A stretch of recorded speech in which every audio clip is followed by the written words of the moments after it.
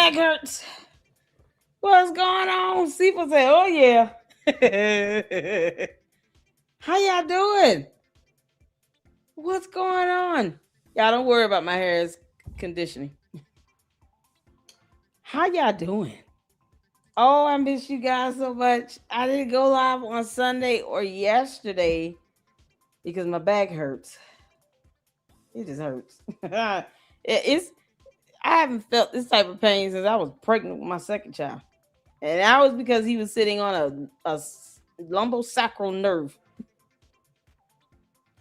I was like, what's going on? Yeah, I'm too young for this. They say once you start having that everlasting back pain, that's a sign you getting old. God. What's going on, everybody? How y'all doing? Pardon me if I seem, like I'm lacking energy. I'm just fighting through the pain at this point. We had to go live on this. It's been 2 days of the preliminary hearing for Tyler Robinson, that dumb demon. I heard laughed in court. Can't make this up. I was able to catch a little bit of Artie Troll's live stream today. Shout out to Artie Trolls. Got to have him back on the show as well. He's at least been here in the LLC at least once, so I would love to have him back again. But I did catch some of Artie Troll's live stream. Jay Witt, I think, is streamed, and Andrea Burkhart is streamed. Who else? Of course, they're streaming on Charlie Kirk's YouTube channel. Who else? I'm sure there are a few others that have live streamed, the preliminary trial hearing. So we up in here. How y'all doing, man? I miss you guys. I am so sorry, and I didn't get the chance to check my emails until tonight. I have a different device I use for live stream and all of that for the channel. And when I say unless I come to this laptop and check my emails for LLC, I don't even see them. So just bear with me. I appreciate you all. Shout out to Natalie. I have responded to her. I did want to set tonight at 8 p.m. as our time, but I, responded back. Yeah, I haven't done anything in 2 days regarding videos or streaming, as you all know. So hopefully she'll respond. And we can set something up for this weekend or for next week. All right. So I did catch a little of Andrea's recap as well. And I did want to play a portion of that tonight. I'm going to go for as long as my back lets me. Y'all notice me just kind of slouching over his call 911. I'm just playing. Y'all don't please don't do that. Nah, just saying. But I am going to yell out for Jesus. Oh, Lord. Is this what you want from me right now? Why? Y'all back pain is something else. What's worse is a toothache. So let's not. I'm still gonna say thank God because it could be worse. What's going on, y'all? I'm so happy to see you guys coming up in here in full force. Make sure you guys are hitting that like button as you come in, and let me know what number like you are. And I want to see numbers. To the Candy Ass Cult members, we're not here to prove you all right or wrong. We owe you nothing. As well as your cult leader. Candace, let me tell you something. Have that judge have to hear your name one more time being associated with something that is along the lines of interference. Don't think that judge will not issue a gag order on your dumb ass. And then tell you knuck if you buck if you choose to violate it. This is why now you all see after what, day 2? These preliminary hearings are just basically standard protocol where they are hearing preliminary trial motions, such as a motion in limine. Motion in limine is where you're asking the court to either include something or exclude something from the trial itself as far as evidence, whether it be physical evidence, testimony, or whatever, or something where you're talking about like background information that you feel the other party will use against, the defendant. And you're saying, hey, that information is not relevant to this matter.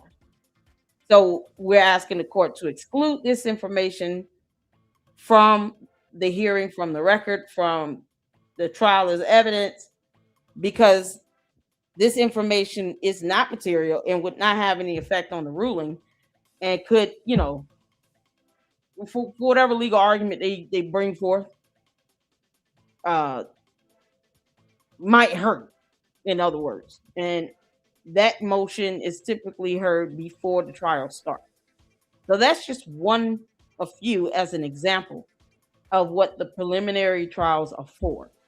They're also admitting evidence into the trial hearing. So when you have the trial hearing, you want to make sure that you've already exchanged discovery. The evidence you're presenting in the trial hearing, both parties are aware of it. And they say, if it's the prosecutor, then the defendant, the defense attorney, have the same evidence you have. They've already given any legal objections, meaning you don't want this, to be admitted as evidence in the case.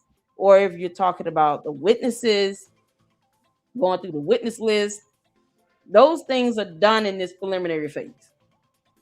Hence why you're seeing 8-9 hour. Man, that whole thing yesterday, I think I saw the longest live stream was like over 8 hours and 30 minutes. But this is a part of it, y'all. That's why I keep telling people, all legal stuff, anything dealing with litigation is boring. But that's where you get, at least a description of the evidence that you want admitted.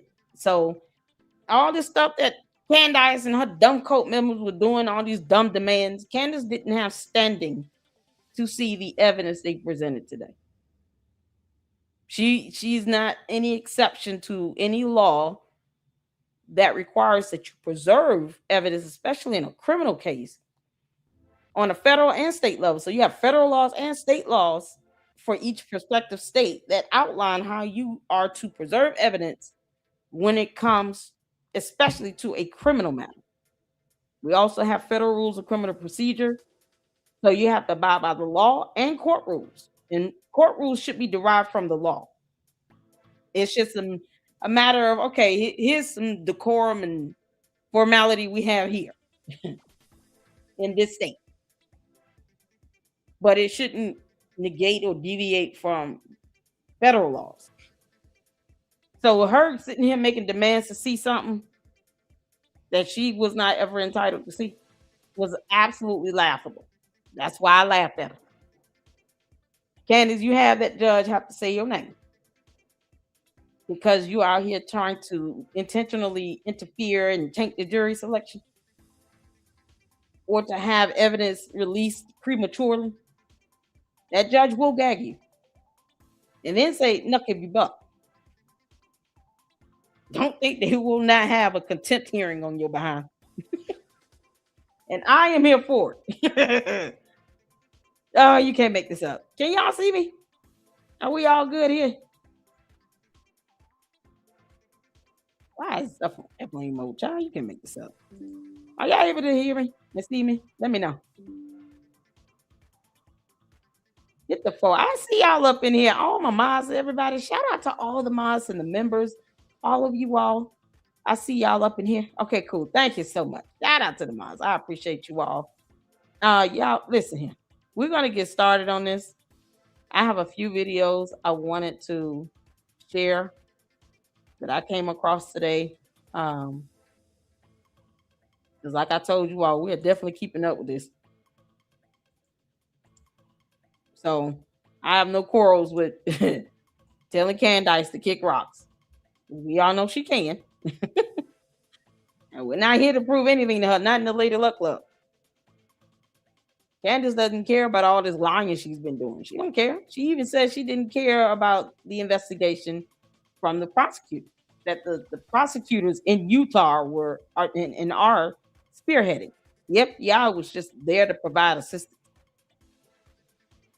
And she even said that in a video. So the fact that she will say something like that and then try to renege on that and then still talk about Fed slop, this has nothing to do with Fed slop. This is the state of Utah. Does that make sense? So her so-called Fed slop is irrelevant. And all I know is her name has already came up with her being the main conspiracy theorist regarding the events of Charlie Kirk's murder. And you can't sit here and put all that nonsense out and then say, oh, it's my opinion, it's how I feel, it's my belief. You can still be held accountable for defamation. You go out talking about, well, this is just my opinion, but then you intentionally provide provable false statements. Candace, that will not save you from a defamation lawsuit, two of which you already have sitting in your lap. Candy asks, think I'm jealous of her. Of what? Someone facing two lawsuits at the same time? One of them from the leader of a whole different country. The other is a federal lawsuit that she is surely to lose. Why do you think her little minions and cohorts out here are trying to derail and just run interference for her? Especially that idiot Baron Coleman. Oh, none of this is going to fly. He practically was calling it DOA. Meanwhile, has the co-defendant Mitch Snow accepted service of what? Candace, you're not going to hire that man an attorney. Oh, man. So, no, it doesn't matter what you tell her and her cult members. They'll never be happy. That's why I don't try to prove none of them. I owe them nothing. I don't care how they feel. So since we all don't care how Candace feels, let's get to this. This is from Live Now, Fox. Of course, some of the video footage that you're seeing is what's going to be shown as evidence to the jury. Okay? There was always more video footage. Candace just was not privy to it. Didn't I tell y'all it was more footage? Hit the floor. Y'all remember me saying that? I was one of the first ones to say that UVU had drones. I even played the UVU drone footage when they was on a manhunt looking for Tyler Robinson. It wasn't hard to find out they had their own drones at UVU. And I've said numerous times, Candace is an idiot. She doesn't know how court works or evidence. So what we were able to see until today that was available to the public does not mean that that was all the evidence that they had. If Candace will lie on simple things, such as her having 2 degrees, don't put it past her to lie on something, even with evidence being shown. If she wants to be an idiot and somehow think, yeah, all the stuff we've seen is the same evidence and no more they had with the prosecutor, she must be out of her mind. Candace, there was always more evidence. You're just dumb who wants gum. This you thought what we saw on available to the public on social media platforms was all they had? You can't be this dumb, Candace. Or you can, but don't get mad when we call you dumb. That's all I'm saying. So we're gonna get into this. We have a few more videos I gotta show you all that I wanted to go over, and of course, some information regarding this preliminary trials and what that all means, because I think I've seen some people refer to this as the trial hearings, and it's not. This is preliminary stuff. All right. So of course, reading is fundamental. We're gonna do some of that here in the LLC. Y'all make sure y'all hit that like button. Candy asses, y'all can kick rocks. Please understand, you enter my chat at your own peril, and I do not care how you feel. Let every heart say amen. Let's get to it, y'all. Had to give my little intro. Hit the phone when you can see in here. Well, what time of the day? It's approximately 8:30 in the morning on September 10th, 2025. And what leads you to believe that this particular vehicle belongs to Mr. Robinson? Information that was provided regards to driver's license and Department of Motor Vehicle Records, the vehicle fits the description of a vehicle owned by Mr. Robinson. Is there anything unique about that vehicle that stands out to you? The shape of the vehicle is very distinct, but predominantly the wheels were very distinctive on this version of the vehicle. Now what do we see? The driver of the vehicle exits the vehicle and then walks on foot to exit. Oh, hold on.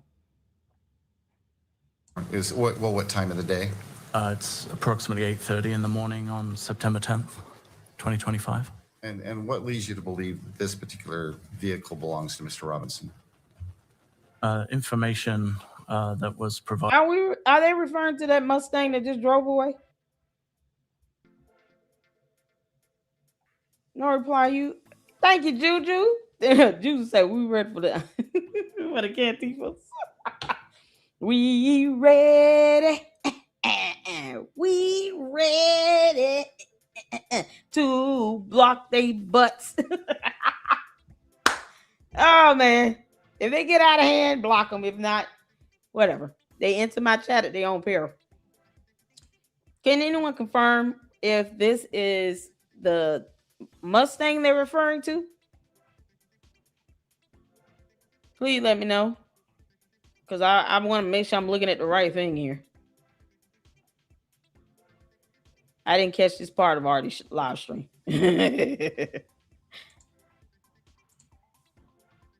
Candace, I'm looking for a white SUV. Didn't you say he had a Toyota? Or was it a Honda? Candace, you're such a dumb, bad liar. Oh, my God.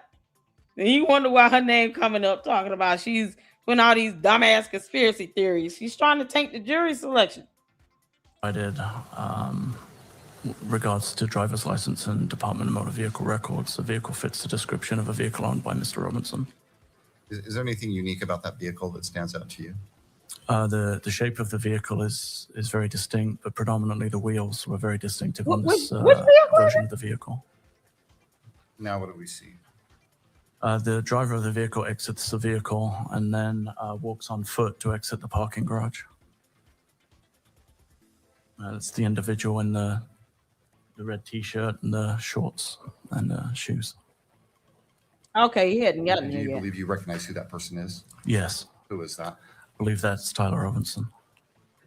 All right. And where does he go from there?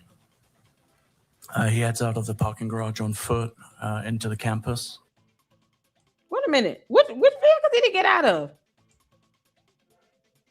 I believe that's Tyler Robinson. Hold on. And shoes. What Do was you the believe vehicle you he got recognize out who that of? person is? Yes. Who is that? I believe Oh, that's Great Tyler Dodge Robinson. Challenger. Okay, cool. All right. And where does he go from there? He heads out of the Was that the one with the 2-door? This one right here?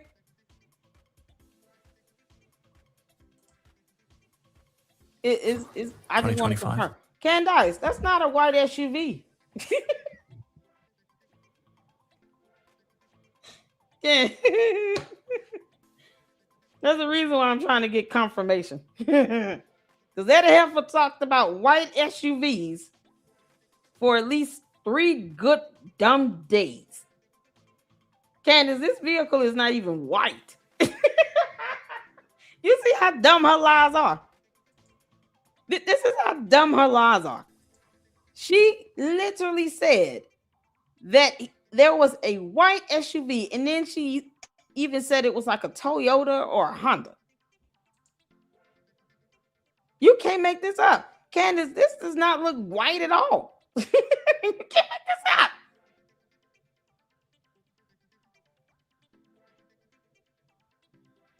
Yes, Seth. I'm sorry. I'm seeing your email. My godmother's a retired federal magistrate judge.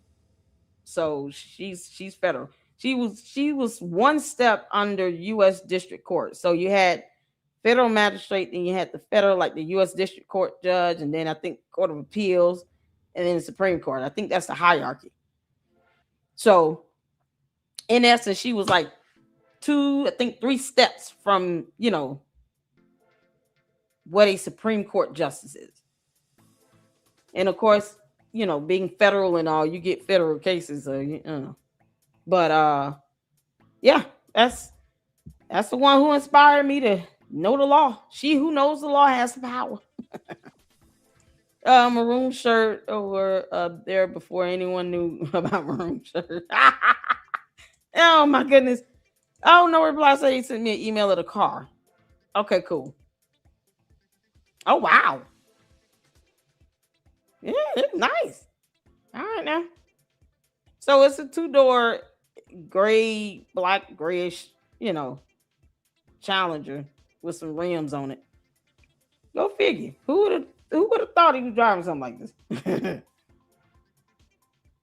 He just sent me the photo. I was just trying to look at that right quick. All right. Because I don't want my eyes to see me. Candace, I thought you said it was a white SUV. You see how you got everybody stirred up over some BS? You didn't even get the color right. I mean, when I say she's a horrible liar and a pathological one at that, Candace is a pathological, horrible liar. You could at least have the color of the car be the same. And what leads you to believe that this particular vehicle belongs to Mr. Robinson? Oh my God. Information that was provided Sweet Jesus. regards to driver's license and Department of Motor Vehicle records. The vehicle fits the description of a vehicle owned by Mr. Robinson. Is there anything unique about that vehicle that stands out to you? The shape of the vehicle is very distinct, but Yeah, he predominantly got the out of the wheels black are very car, though. distinctive on this version of the vehicle. Hey, Alita. Now, what do we see? The driver of the vehicle exits the vehicle and then walks on foot to exit the parking garage. That she's in it too. It's the individual in the red T-shirt and the shorts and the shoes. And do you believe you recognize who that person is? Yes. Who is that? What if it was George Farmer? I mean, think about that. What if this was George Farmer? Now, I'm not trying to invalidate this video evidence because it's going to be used in the murder trial either way. But I want y'all to think about that for a second. What if this was George Farmer and he dyed his hair? I mean, Candace, I told you, I'm not here to prove anything to you. We all know it was Tyler Robinson because you have DNA that links him there. His DNA. Science does not lie. Whether you believe it or not is irrelevant. We don't care if Candace Owens believes in science. We don't give a damn. This is the same woman that lies about having 2 degrees. Neither of them involve science. And yet and still, she doesn't want to believe this is Tyler Robinson. Okay. Then it's George Farmer. And for those who are tuning in for the first time, this is called sarcasm. Candace, if you don't want to believe that this is Tyler Robinson, then we're going to say it's George Farmer. That's our best guess. Because this build, height, and everything else, yeah, it could pass off as George Farmer, in my opinion. I believe that's Tyler Robinson. All right, where does he go from there? He heads out of the parking garage on foot into the campus and actually goes to the quad area of the campus. At that time, he makes contact with some representatives from TPUSA. By quad area? Sorry, the amphitheater is what I've previously referred it to. All right. So he goes up on campus, visits the amphitheater area, the courtyard or quad. Correct. And then what do we see here now? He returns on foot back to the same vehicle. And what time is he returning back to the vehicle? It's about 9:25 a.m.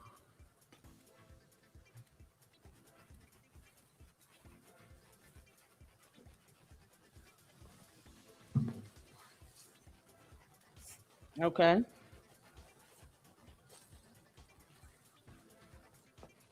Now, when I say this, oh man, Prelim trials are long. And where is this parking structure located on campus? It's just off of Campus Drive. It's a short walk from the amphitheater. What do we see now? That's the vehicle exiting with Mr. Robinson driving the vehicle. And they confirmed this to be his vehicle by running the plate because the DMV is not for play either. Hey, second to the IRS is the DMV. Something else. They ran his tag, confirmed that it was registered to him, and that he got in and out of this vehicle registered to him. Yeah, you got to have logic and common sense in criminal cases as well. You cannot be devoid of logic and common sense. Once again, the judge or jury will not care about how Candace Owens thinks or feels about anything related to this case. The only time her name comes up is when it's associated with something negative. And so far, once. Candace, don't test that judge to have to keep wondering why your name keep coming up.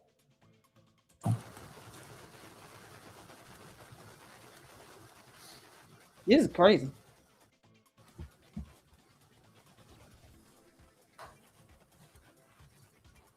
Was it maroon or red? It looked red to me.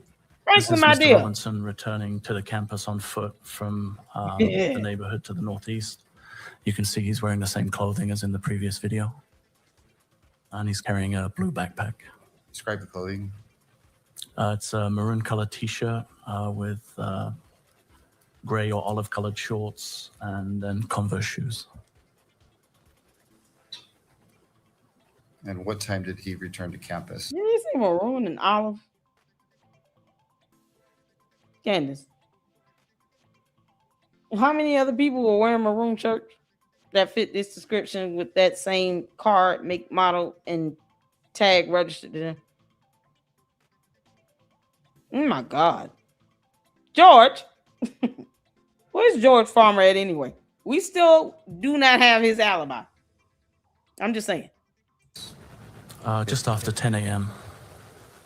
And does he leave the parking structure eventually? He does, yes. Okay.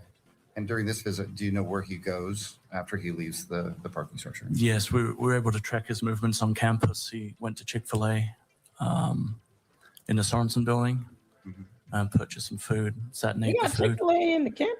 Then, I'm sorry. Where did he purchase the food from? Chick-fil-A in the Sorensen Center. And where is that in relation to the amphitheater or the courtyard? It's kind of on the northeast side of the amphitheater. It would be on the upper back edge of the amphitheater, furthest away from where the tent was that Mr. Koch was in. And from there, where does he go? From there, he moves across campus, out across Campus Drive into a wooded area on what would be kind of the northeast side of Campus Drive. Then returns back onto campus. We noticed at this point that he's no longer carrying the backpack that he was originally wearing. He moves through the Gunther building and the computer science building. And then, I'm sorry? And then goes. Y'all know how they track his movement? Aside from his cell phone giving off data, all those cameras. Didn't I tell y'all that you had cameras and drones? I told y'all that, right? I literally said UVU has drones and they have more than 2 or 3 cameras. They have cameras everywhere. So he could not even maneuver around this campus without being caught on a camera. You know, there are times in life where we just have to bless God for advancement in technology. No matter how scary the thought of AI coming alive and, you know, turning into a whole, you know, iRobot moment.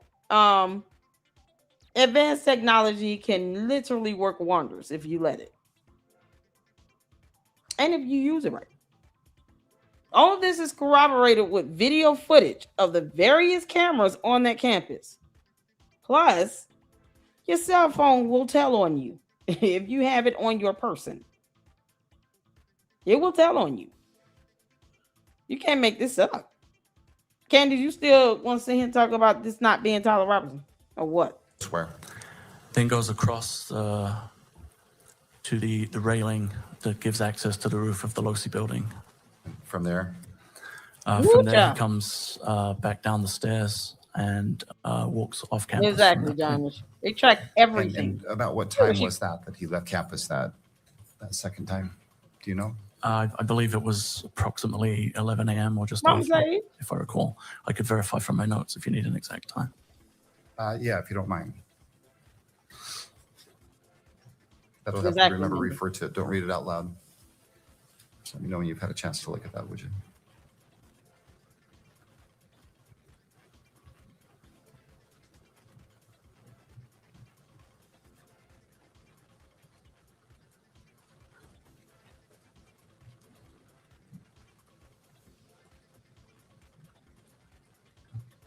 In case you guys are wondering as well, why there are witnesses already giving some testimonial evidence, is because that's how you admit the electronic physical evidence into the case. You have someone talk on it, speak on it, describe it, answer questions, that sort of thing. All of this happens during the prelim while you're admitting evidence to the case. You have your witnesses come in and provide testimonial evidence to the actual physical evidence corroborating their testimony. Hit the floor if that makes sense. So if it took a week, and I know I was asked about this in Artichoke. Was this Yusef? One of you all asked me about this while we were the short window I was able to catch some of his live stream about whether or not this is going to last all week. So first thing to keep in mind is the judge will ask both parties, how much time do you need to present your case, right? Even for the preliminaries, that's, part of that process is admitting all of this evidence. If it's going to take them a week and we're seeing 8.5, 9-hour live streams, that speaks to the volume of evidence and the number of witnesses they have lined up with the prosecutor to admit this into the case. The defense also has the opportunity to present their evidence, or admit it rather, with their witnesses to come in and testify.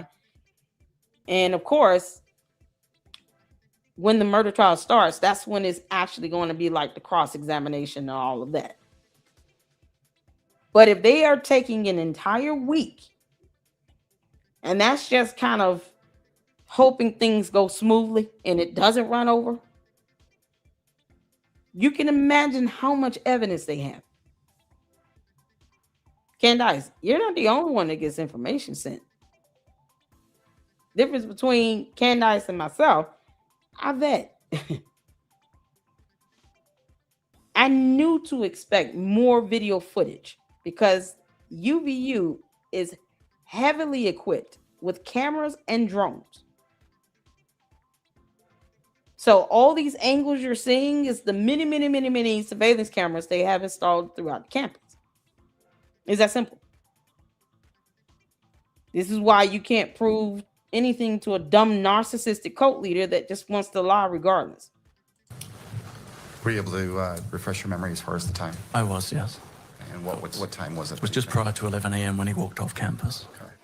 And before we go any further, the parking structure that he left initially, where is that parking structure in relation to the LDS Institute? Ooh, child.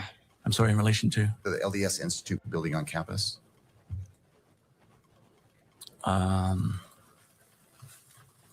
think it would be just to the north of the LDS Institute building, What? if I recall. What you doing, honey? Do you recall whether it was adjacent to the LDS Institute? Yes, it is. Okay. All right. What do we see displayed here now? Go ahead. This is a video of Mr. Robinson returning back to campus the same way that he did previously on foot. And this takes just a moment.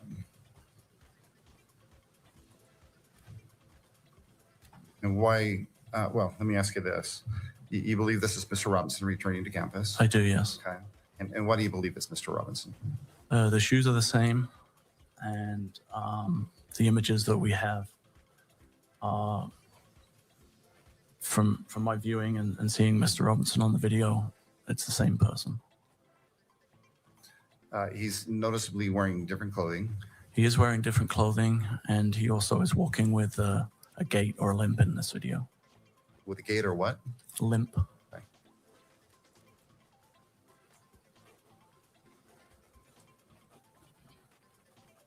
Now what do we see? So it's Mr. Robinson coming up the stairs of the parking structure. Again, he seems to be having issues walking. And what's so crazy is that, if he doesn't have any pre-existing injuries to justify this so-called gait and limp, then it's hard for the defense to say, well, we don't know if this limp or gait is due to him holding a weapon in his pants. Okay, so what would justify it? These are the questions that are asked, even by the jury when they're reviewing this. Just common sense, logical question. So if the defense says, oh, this isn't, due to him having a gun, what do you mean? Okay, well then what would justify this, out of bounds type of limp gait here? This is unusual for someone who does not have an injury to support this limp he has. It's just unusual to see someone just walking that way. Typically is either because you have an injury that led to this type of limp and gait, or you have some sort of obstruction. Something is keeping you from being able to bend your leg, because that's what's happening. He's walking as if one of the legs, imagine it being in a full cast, and you're not able to bend it. And we didn't see him walking like this previously. So for this overly noticeable limp and gait, that stands out. So, they have the opportunity, and I don't know if they got fingerprints or anything like that between him leaving the building and going back to the car. But if he went down the side of a building, you have to understand he did scratch himself at some point. He either scratched his hands, fingers, something, trying to get down. Imagine him touching everything while he walking towards his car. So I don't know. Does anyone know what type of evidence they have regarding like fingerprints and stuff like that?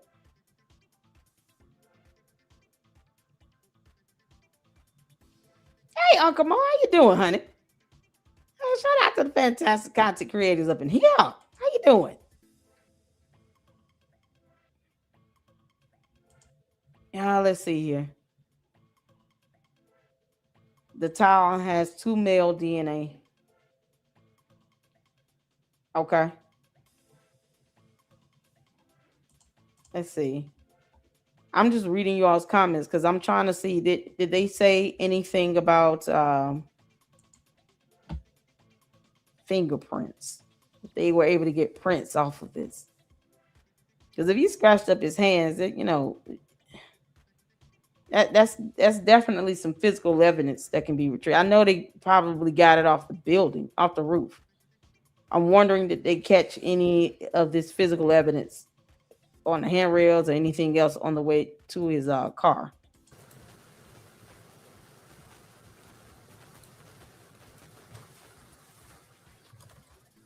Yeah, I would have done that too.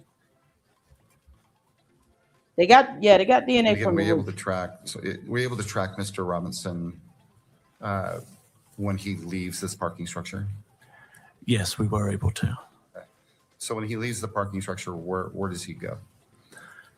He comes up around Campus Drive, as you can see on the video here. There is a cut through there north of the Losi building, and that's Mr. Robinson coming up the sidewalk. He has the noticeable gait or limp in his walk. And then he moves south across the front of the Losi building. On the sidewalk? Yes, correct. Okay. He would be the rear of the 2 individuals in this particular video. So right now, if you were to break this picture into quadrants, where would he be? I would be in the top left quadrant, walking to the left of the image. Now what do we see? This is an image looking across the parking lot to the Losi building, and Mr. Robinson is appearing on the exterior staircase, which gives access to the Losi building roof and the area where the railing was. And again, let's break that image into quadrants. Where would he be located if you broke it into quadrants? It's in the top right, and the individual can be seen moving under the notations that are on the video.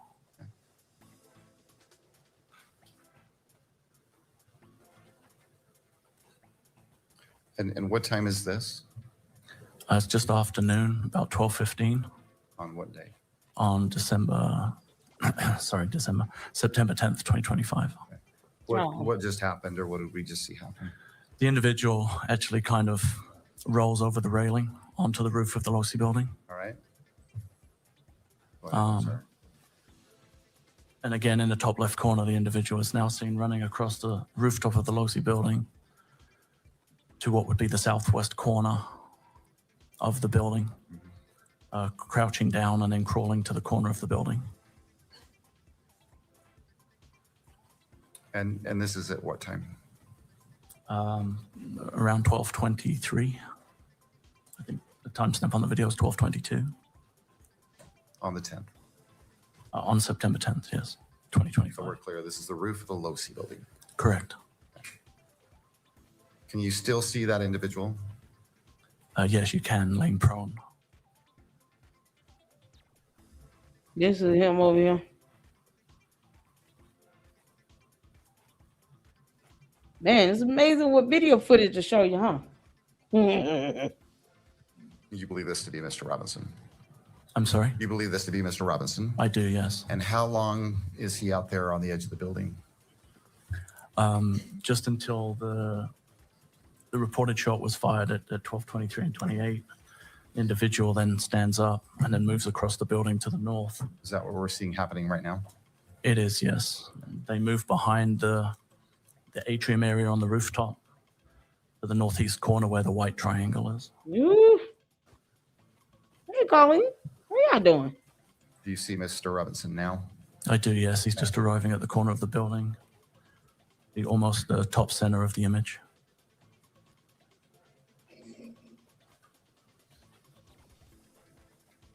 What are we seeing now? And Mr. Robinson lowering and jumping off of the roof of the Losi building onto the grass area, and then moving away towards Campus Drive. And he appears to be carrying some kind of an object in his hand at this time.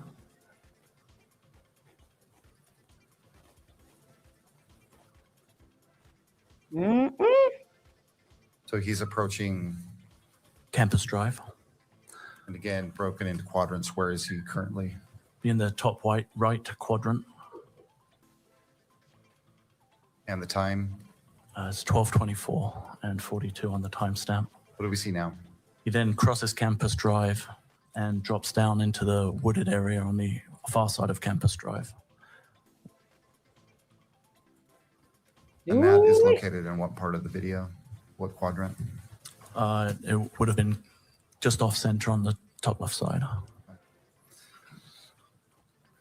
right, that's pretty much that The one. man accused of So I put up a couple of quick videos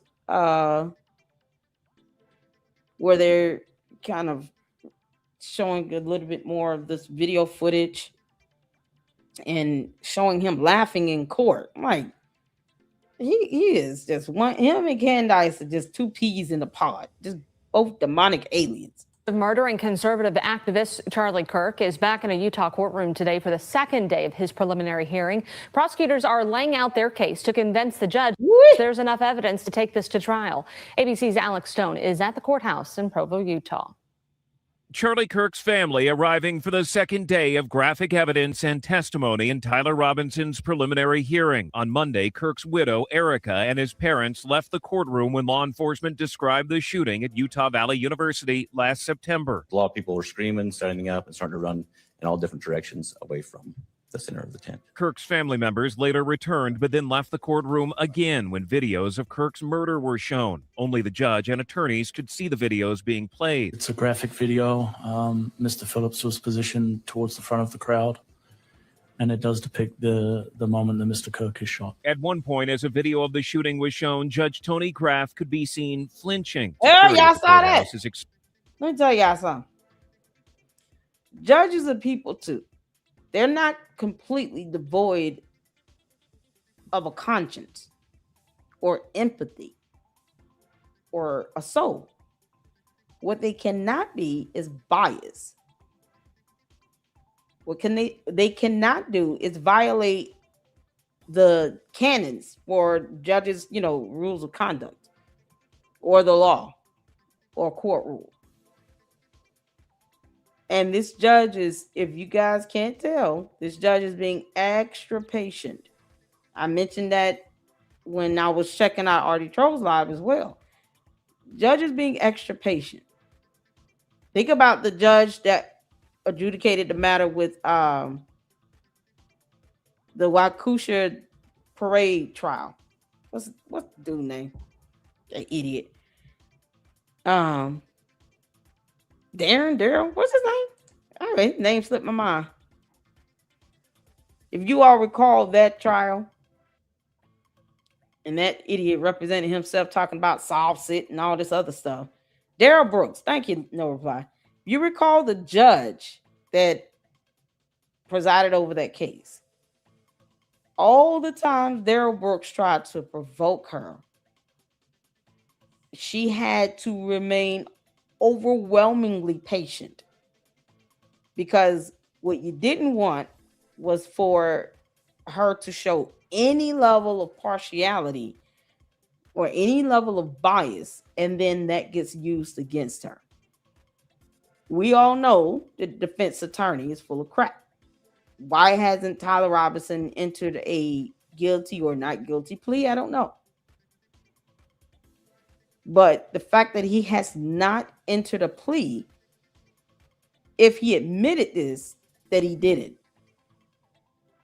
goes to show that the defense attorneys are trying to really go and fight this in a trial.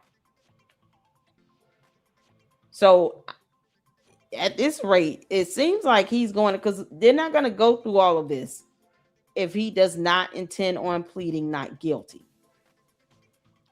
I think he's definitely going to plead not guilty and then try to take a gamble with having a jury trial. Otherwise, none of this would be necessary. If you pled guilty, whatever the plea deal would be from the prosecutor would be that. And he could have done that from the moment he was turned in.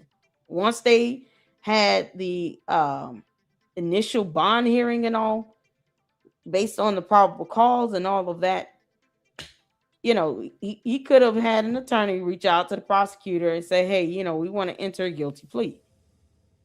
But at this rate, it's safe to assume there's a high chance that he is going to say or enter a not guilty plea. And then, of course, waste tax dollars trying to, go through a trial.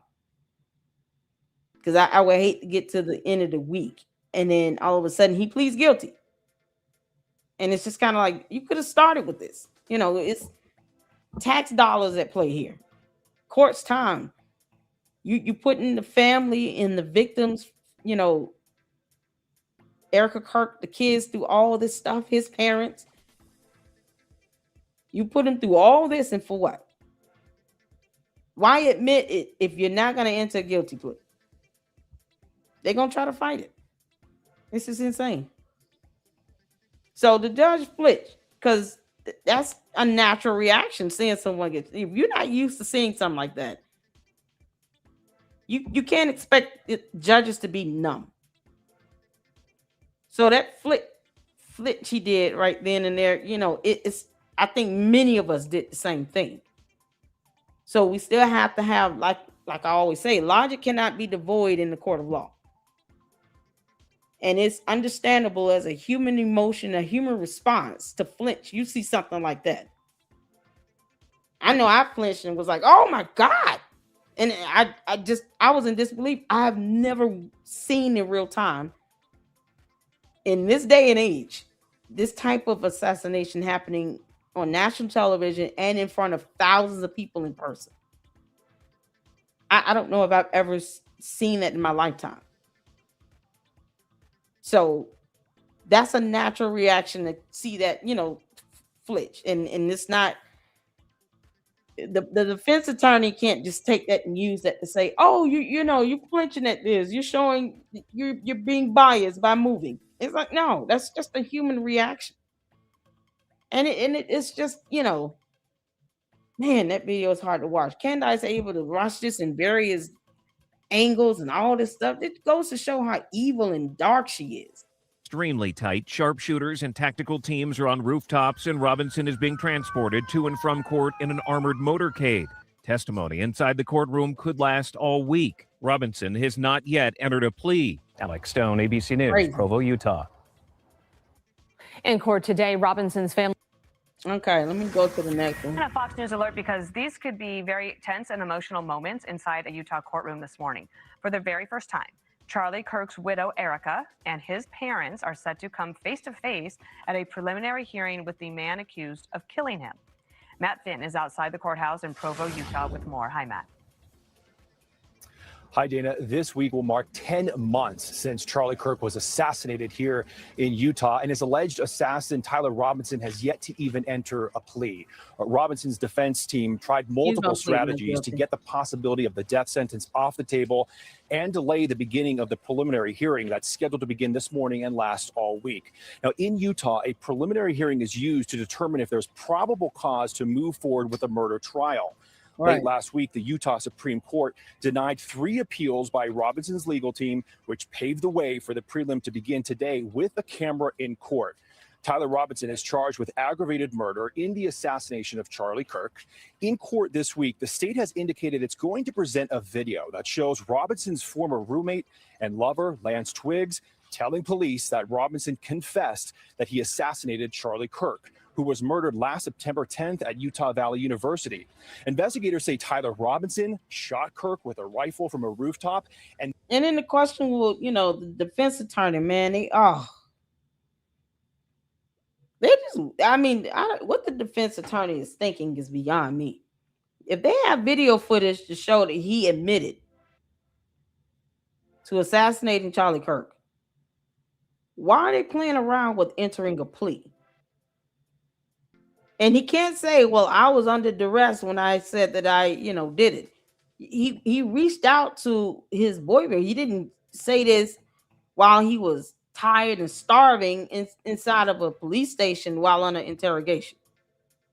He freely admitted that to his partner on his own accord, at his own free will. So what is the reason as to why the defense has yet to enter a plea? They're going to plead not guilty, despite the video footage.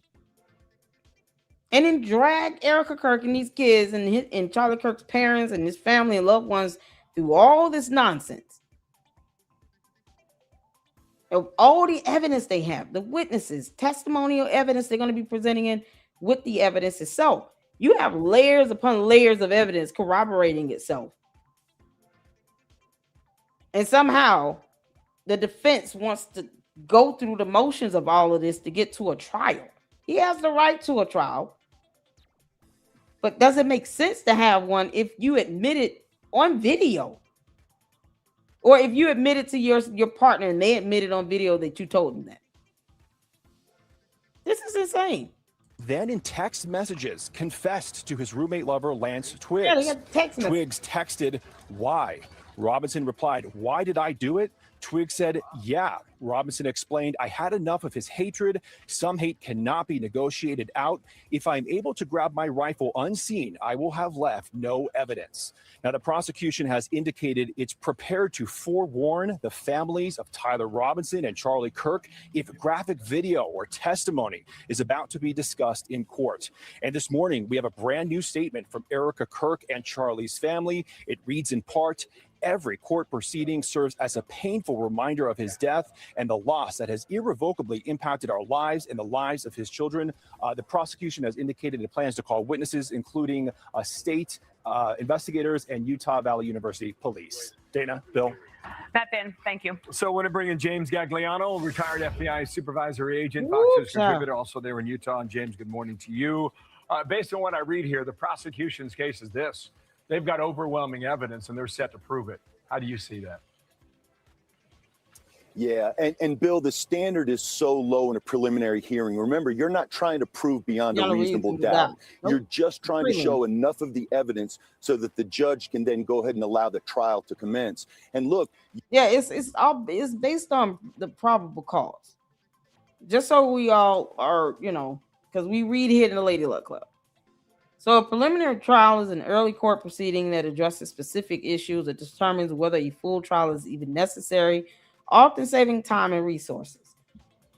The way the defense attorney is acting, from what I saw today in this prelim, where they're objecting, they filed 3 appeals. They have, I almost had a whole trial itself, and the judge had to say several times, this isn't something that is warranted right now to address, because this would go beyond the scope of just establishing the merits to move forward.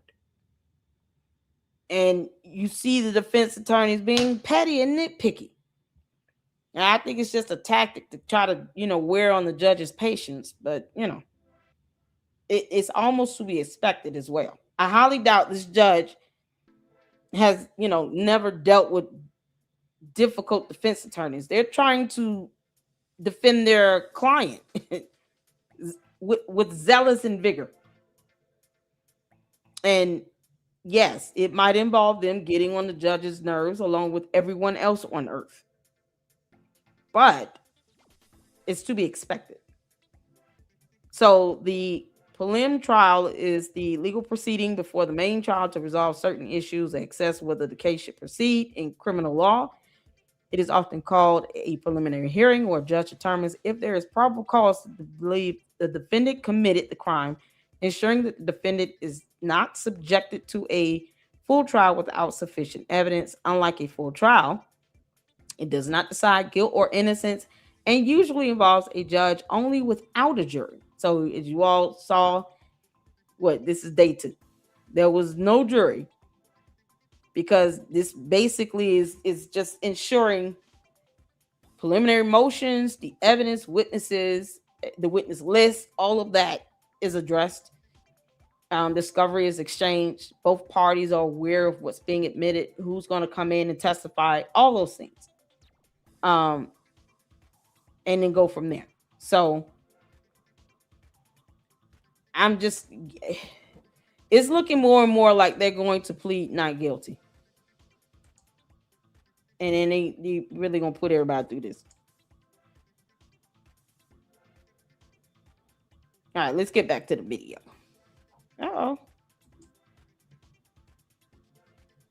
Trial to commence. And look, Utah's a peculiar place in that in their criminal court system, you don't even get arraigned before this. So we haven't even gotten a plea yet from Tyler Robinson.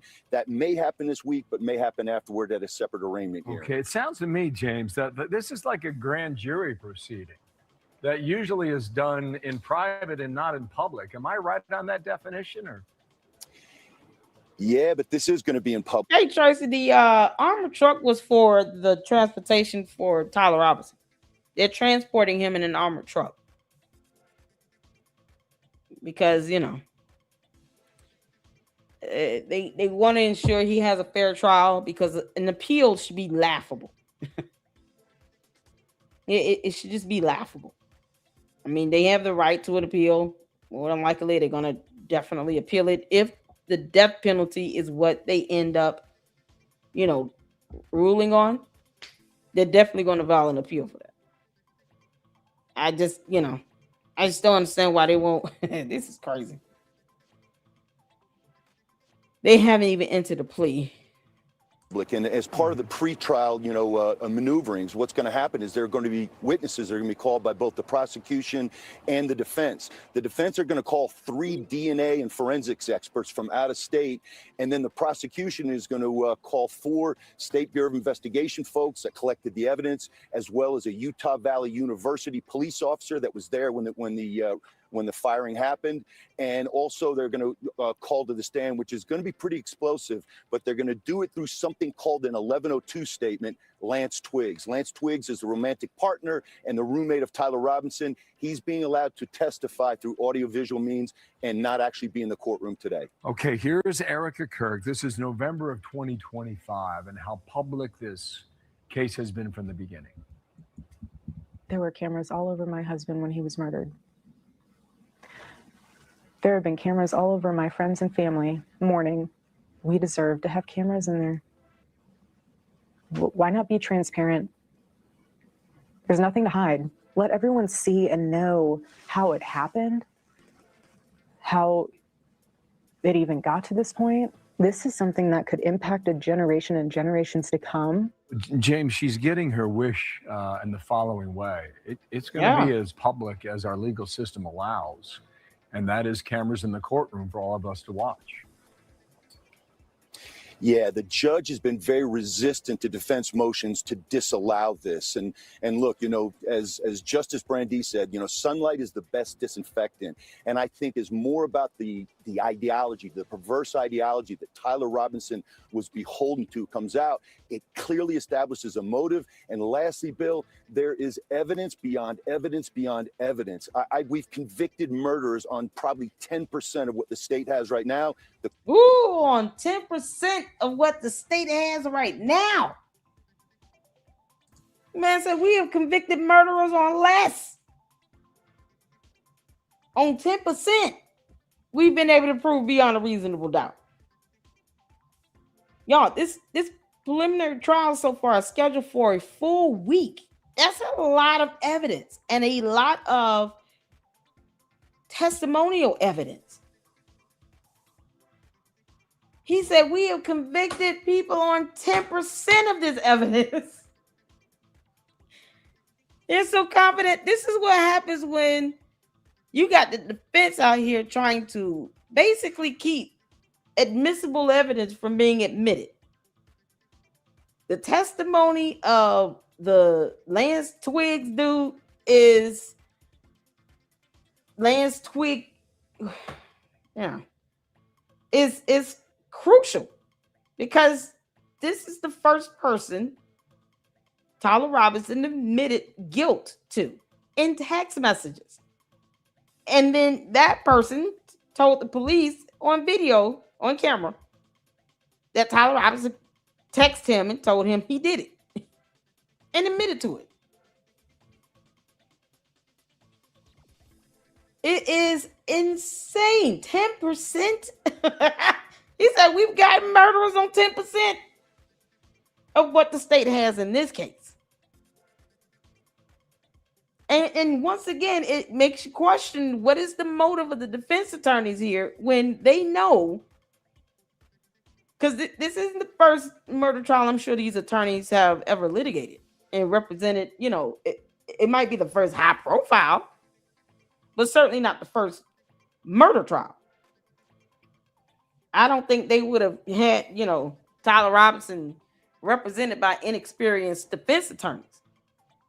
They're just acting like dumbasses. But that goes to show how annoying it is for them to have not even entered a plea yet. And this man said, we've convicted murderers on 10% of what the state has in this case. Oh, my goodness. Y'all, there's going to be a whole week of this because they got a lot of evidence to admit. Both prosecutor as well as the defense counsel. This is insane. Question is, what does the state choose to show now? And I'll be interested to see how the cross-examinations of witnesses go. Okay, so we're going to see a lot now, and it's all going to be there on camera. A preliminary hearing that's going to last 5 days, starting in a few hours. James, good to have you on scene.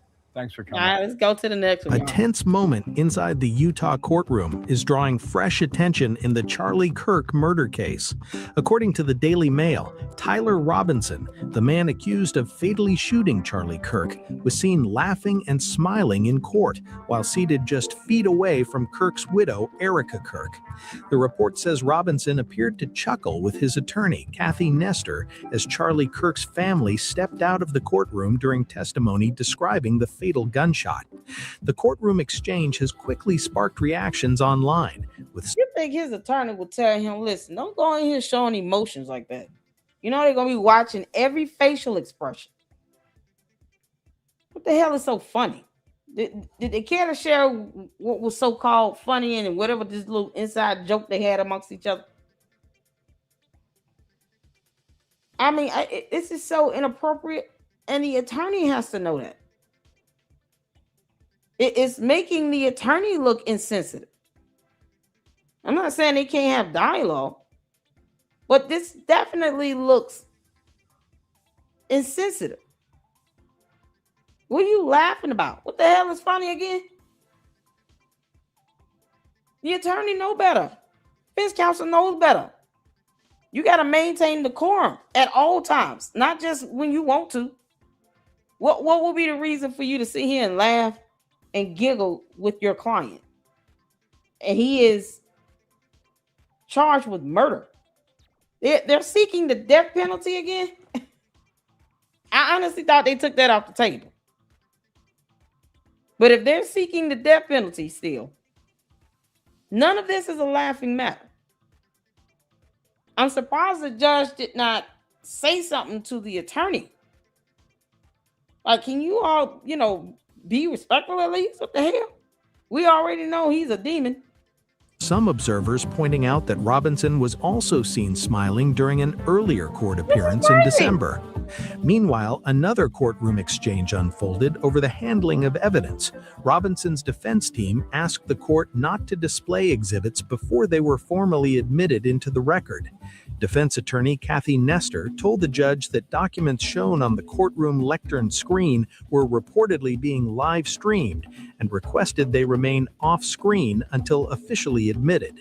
The request came as prosecutors continued presenting evidence during the preliminary hearing, where the court is deciding whether the case should proceed to trial. Your Honor, if we could... See, this is the touchy thing about having this live stream. This is hoping that you don't get evidence released to the public prematurely before you've had the chance to do a jury selection.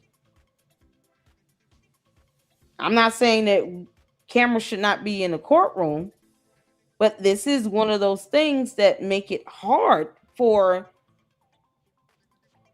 judges and attorneys alike to want to actually be overly comfortable with that. Yes, you should be transparent, but evidence also has to be preserved. Once again, the idea of Tyler Robinson filing an appeal should be laughable. That is how airtight this case should be. And the best way to ensure that you do not give the defense any wiggle room to decry bias or unfair trial at all is to make sure that you, at the very least, do not release evidence that could possibly taint the jury and create a bias. This is why we have these orders for the standing decorum in the court and all of that when it comes to the media, so that things like this doesn't happen. I should not be able to see any evidence on their laptop screens. I should not.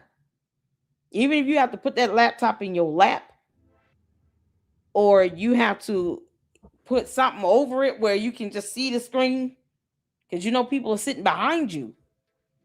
Whatever they need to do to ensure that this stuff is not being exposed from their laptops is what they need to do.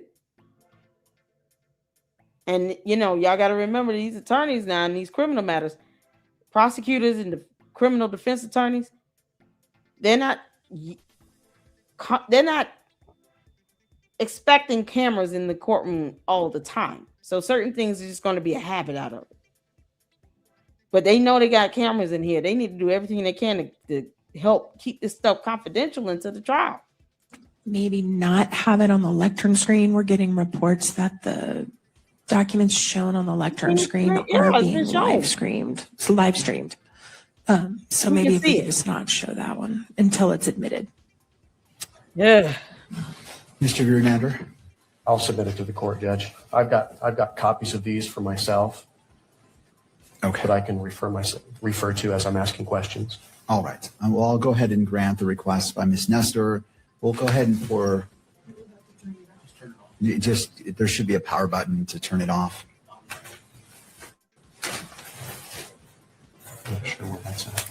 Yo, this is Thank you, crazy. Hold on, exactly. You're good. And if at any point, Mr. Grenander, you do need to use a monitor, let's revisit that. And obviously, Ms. Nestor, you can renew your objection if needs be. But for now, the monitor's turned off. Let's go ahead and proceed. Thank you. Officer, do you see State's Exhibit number 2 on your monitor? Yes, I do. And do you recognize that? I do. So do we. We see evidence on laptops. Like, come on, man. Okay. I'm going to take you back to September 10th, 2025. You mentioned you were on campus. You had a particular assignment. Mr. Grenander, I'm sorry. We're just going to pull down the exhibits. Okay. Thank you. You may continue. Would you like me to take this exhibit down, Judge? Are you referring to it in your line of questioning right now? Not right now, I'm not. Okay, let's go ahead and take it down.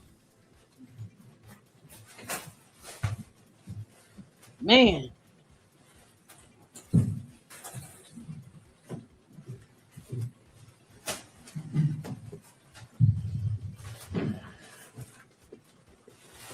So you were securing the Hall of Flags walkway, correct? Yes. On the south end. Yes. What was happening that morning, that day at campus at UVU? I came in to do a shift for a special event where we had a guest speaker come in and was going to talk to the students and people around the neighborhood. Do you know who the guest speaker was? I do. And who was that? It was Charlie Kirk. Did you see Mr. Kirk that day? I did. When did you first see him?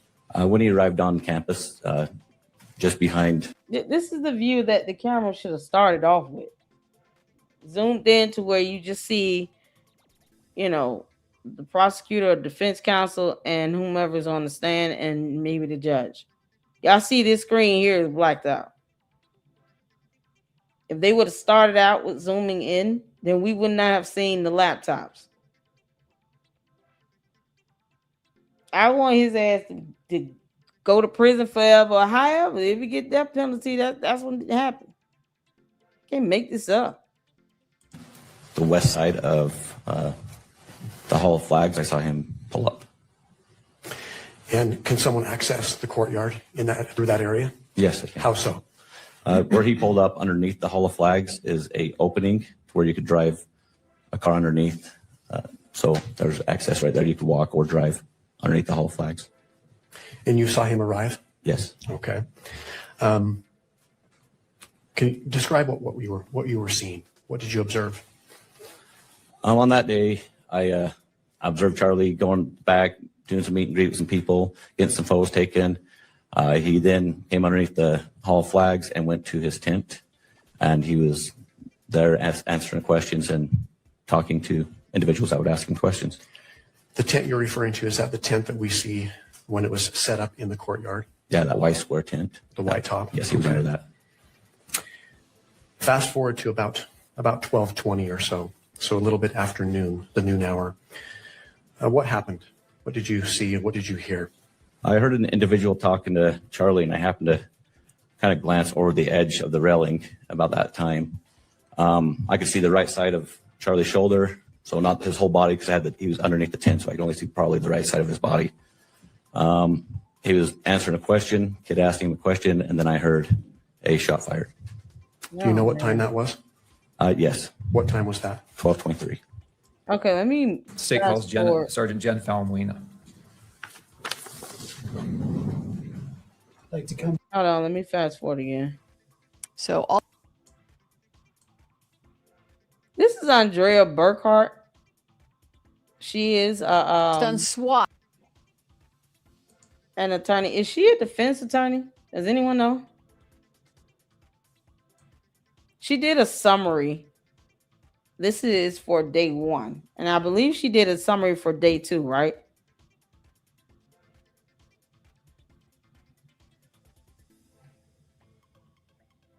Let's see here. There was one part of it where she kind of go over and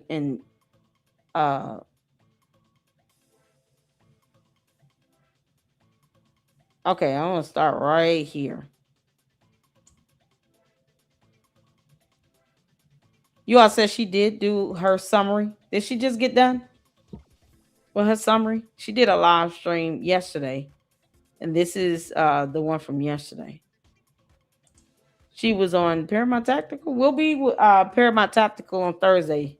Tomorrow we're gonna have the watch party with Ryan Morrow's video he did, and then Thursday we will be over there hanging out with Gary from Paramount Tactical.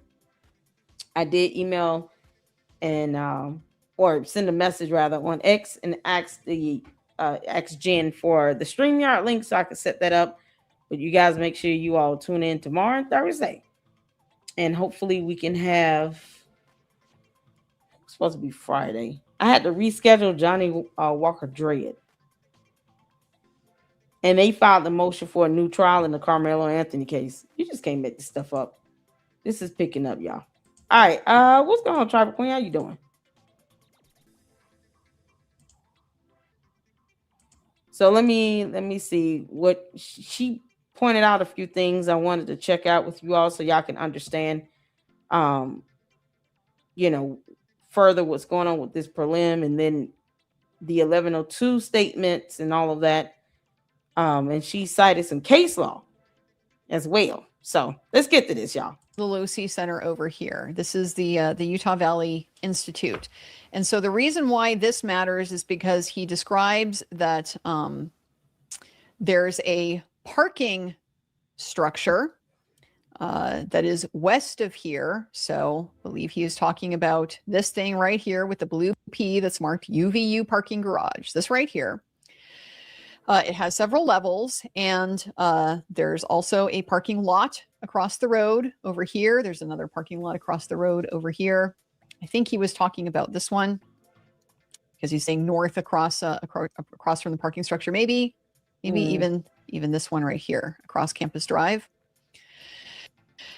So Campus Drive is the north end of this parking structure. The second level of the parking garage exits to a road or on the north end of the garage, there are stairs, and then there is a tunnel across to the Institute building, this right here. So there's a tunnel to get from here to here. That's why they're pointing these things out, because we know from the probable cause affidavit that some of their surveillance footage is showing entry into a tunnel and then coming back out the other side of the tunnel. So that is orienting us to the movements in the position of who is where and what's going on. So yeah, we went through exhibits. We stumbled procedurally with the exhibits in elementary ways that are kind of shocking to see. Yeah, now I know I'm not alone in it. Thank you, Andrea. Thank you. Oh, this right here. Oh man. I'm glad I heard this twice. Yeah, I understand why I keep saying that they need to do better with this exhibits. You don't want this stuff released prematurely. There are cameras in the courtroom. The attorneys have to be mindful that everything is now being live streamed. So we're seeing what's on their laptop should not be happening. I'm so glad. This is a bar licensed attorney. Reiterating what I just said about seeing the evidence being displayed that way. And it's like they should know better. Both prosecutor and defense attorneys. Why are we able to see your laptop? We can see the exhibits. We should not be able to see all of the exhibits in detail because you want the jury to see it and you don't want to introduce any bias. We don't care how Candace feels. We just don't.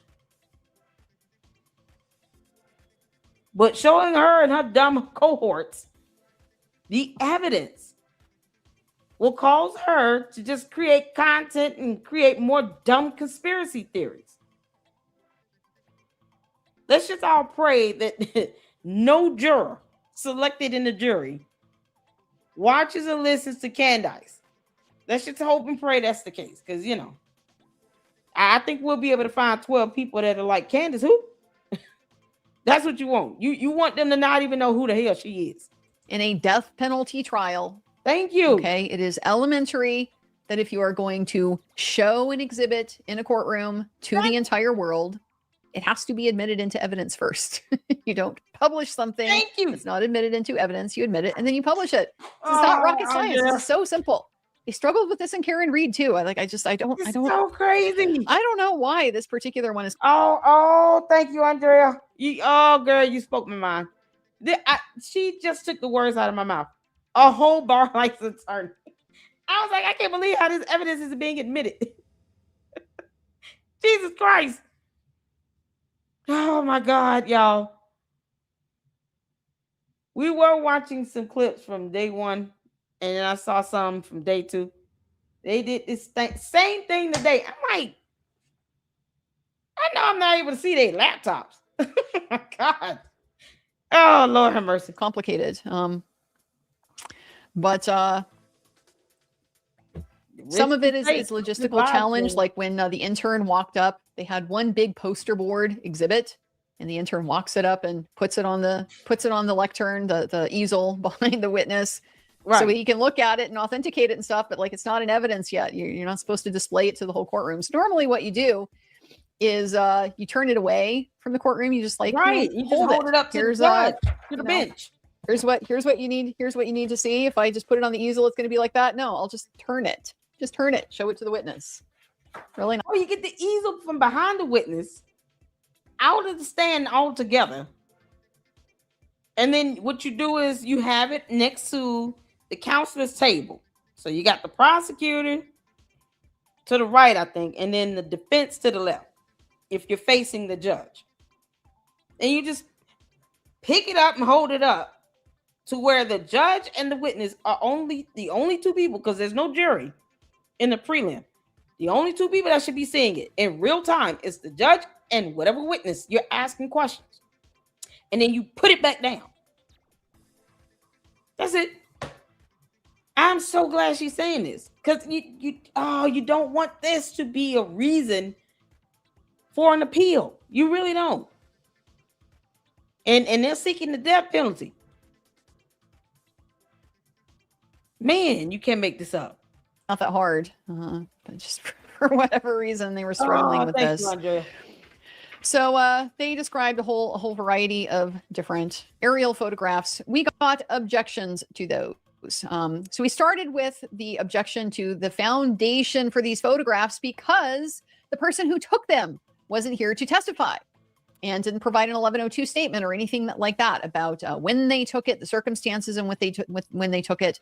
And so defense is objecting to lack of foundation for the photographs. The state argues that's not required. You don't have to have the person who took the photo. The only requirement is that the witness has knowledge and can identify that it's accurate or not. So who has the right of this one? Well. Let's go ahead and look it up, shall we? Because as I'm sure you're not surprised, yep, there's a rule about that. And it's Rule 901 here. Authenticating evidence. Yep. This is what they have to do. To satisfy the requirement of authenticating or identifying an item of evidence, the proponent must produce evidence sufficient to support a finding that the item is what the proponent claims it is. That's it. And so what meets that burden? When your evidentiary standard is low, like probable cause, then somebody saying, yeah, I recognize it, is going to be good enough. It might not be enough for a jury who has to decide it beyond a reasonable doubt. And so you might want to bolster your authentication showing. Just to keep in mind, you all the evidence being admitted during the prelim may not be presented in the murder trial. Does that make sense? Hey, Saint, I see you up in here. Juju, Francisca. Everybody. Oh, my mods. I love you guys. Does it make sense, you all? So they can admit 100 exhibits. I'm just throwing out a number. 75 might be presented during the murder trial. What the prosecutor cannot do is withhold evidence that would be deemed material and then fail to exchange it with the defense and they're trying to admit it during the murder trial itself. So the defense counsel has the right to receive the discovery, but prosecutors cannot withhold evidence, and vice versa. But each party can admit 100 pieces of evidence during the prelim. During the murder trial, they might cover 3/4 of it. If what they have is sufficient to meet that beyond a reasonable doubt burden for the jury, 75 pieces of evidence will do. They're just covering the basics to make sure that what they do introduce in the murder trial is what has been admitted during the prelim, and that both sides have addressed the evidence itself, meaning the defense have had the opportunity to object, and then the judge gives a ruling, whether the objection is overruled or sustained. And from there, either the evidence is admitted or not. But it shouldn't be any surprises come the murder trial. So, seeing that the defense counsel more than likely will be advising Tyler Robinson to enter a not guilty plea, this murder trial is going to be something else. When you're in front of a jury, but just for purposes of bare admissibility into court, the bar is extremely low. It's just somebody saying, yeah, that's what it is. And yeah, it looks like that. So when it comes to examples, testimony of a witness with knowledge that it is what it is claimed to be. It is claimed to be an accurate photograph of UVU. Are you familiar with UVU? Yeah, I am. Does this look accurate to you? Yeah, it does. We're done. Okay, we're done. The foundation has been established. Here's these other very specific. The defense counsel tried to object earlier because it's my understanding that today's prelim was well over 6 hours. Ugh, my God. Yeah, that's a lot of evidence. But one of the things that the defense counsel was trying to make an issue with was the DNA analysis. And when you have things go to the lab for testing, you have also lab techs that do notes. The defense counsel was trying to have the lab techs notes excluded due to hearsay. And the judge, it's like the judge had to keep telling the defense counsel, like, look, that's not the burden right now. If the head lab analyst is able to confirm that the lab tech did notes regarding the DNA analysis, and then their notes match up with the expert that testified or that is going to testify, the judge was like, look, I don't see a reason to not admit that. That's not, if this person recognizes the evidence from the lab tech, that's the burden to me. And that's exactly what Andrea Burkhart is addressing right here. So that's why the judge, allowed that the lab tech's notes to be entered in as evidence along with the expert that's testifying with her notes for the DNA analysis. I mean, the DNA is important. It will be material to the case to have that physical DNA analysis done. So you have 3 experts that are going to be testifying regarding the DNA alone. Yeah. Saying, oh, we can't admit that because it wasn't the lab scientist, it was the lab tech that did the notes. Well, if their notes match up, and this is standard protocol on doing DNA testing, you have the lab tech do notes and the head lab scientists do notes, and they match and agree. That's the burden for probable cause. I can't say that cannot be admitted. So Plus, the DNA evidence is material to this case. And he left DNA. Climbing down a building, I'm telling y'all, you don't get scrapes and bruises. If he was sweating, hair, follicles, fingerprints, blood, DNA, anything, they're gonna get it. Things, but that's the one that we're operating under here. Is just he knows the campus layout, so he can identify. No, this building isn't supposed to be over there. No, this was taken before some remodel happened or something. We can identify things like that for the record. So authentication is a very low bar. Foundation is a very low bar. The fact that this objection was made, it's the first objection that we got from the defense. Really, from the outset, this is previewing. This is revealing the strategy. Oh, they're going to object to everything. Yeah. Okay? They're going to bring whatever objection they can think of, whether it's good or bad. Yep. Okay, because this isn't a good objection. It's not. It's a horrible objection. I didn't I say if y'all were in Audie Troll's live stream earlier, hit the phone. I showed up there in my second channel. Hit the 4 if you were able to tune in. I said that the defense counsel is being petty. Y'all remember that? Hit the 4 if you saw it. No reply was up. I said, look how the defense attorney is being petty as hell. And then the judge had to just kind of sit there and suck it up a little bit. Yeah, they was getting on that judge's nerve. Defense attorney was getting on that judge's nerve, his last nerve. I said, oh, okay, so this shows you what they're going to do with the plea. They're going to enter a not guilty plea. They're going to fight this all the way through the whole trial. Like Andrea said, the defense attorneys are going to become petty as hell. And they're going to object to every single thing, make an issue with it, because they're trying to find something to stick in land for the appeal. They know more than likely, they know that their client will be found guilty.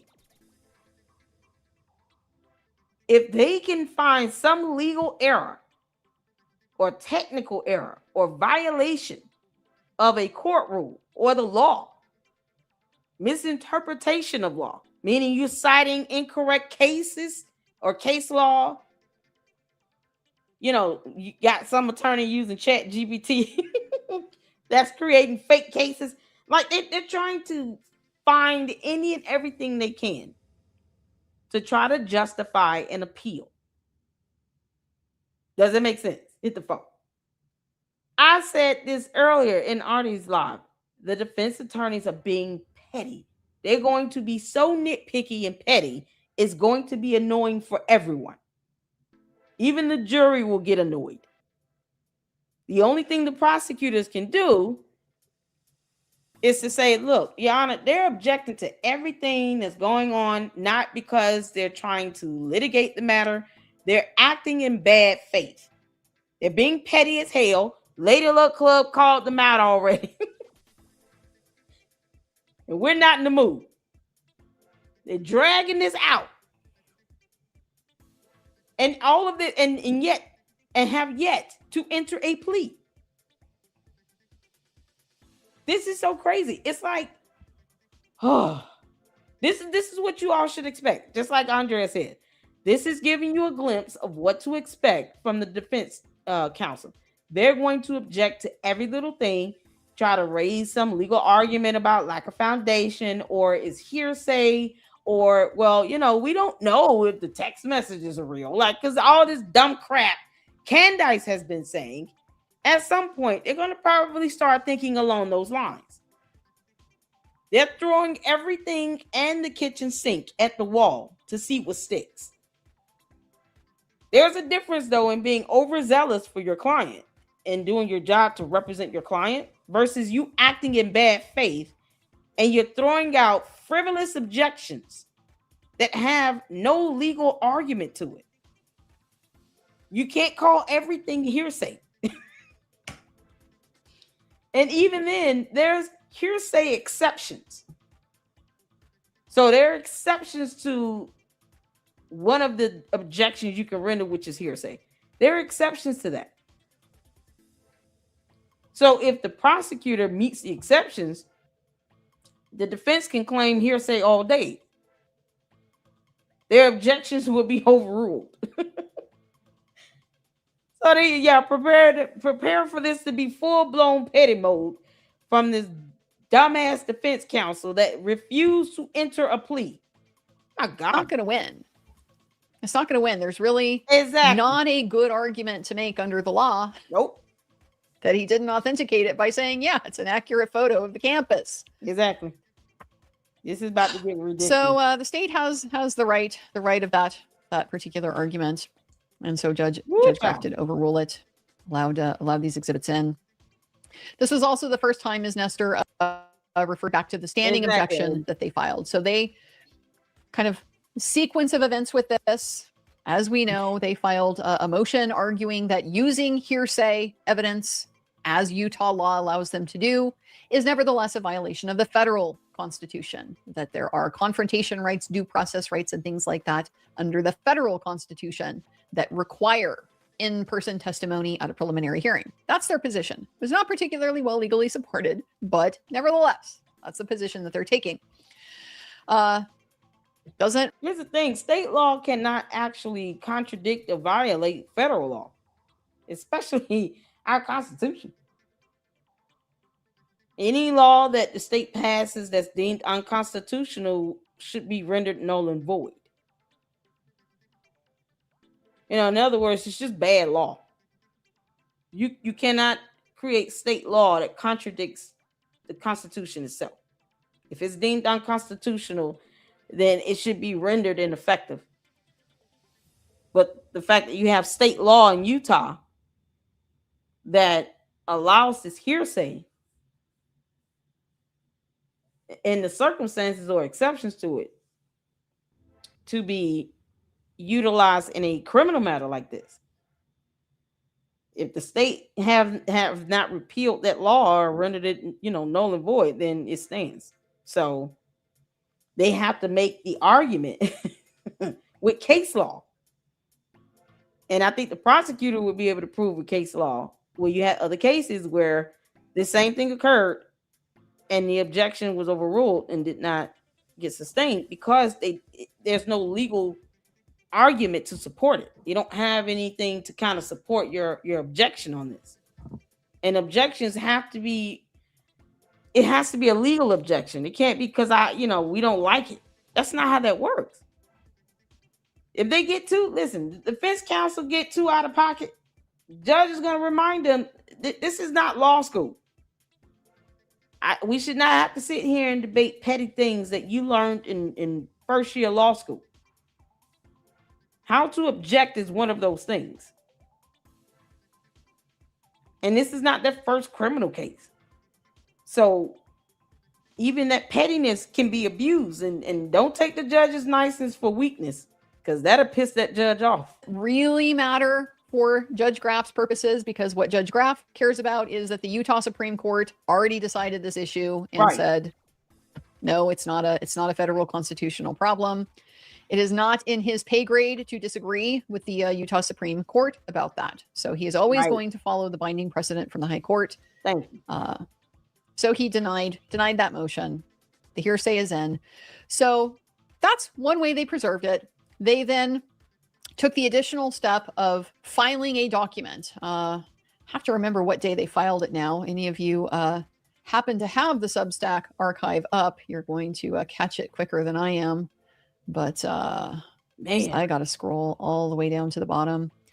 But it was very recently. I want to say it was even like over the holiday weekend that they filed that. Defendant standing objection to state's exhibits filed July 3rd of 2026. So I can actually pull that one up too.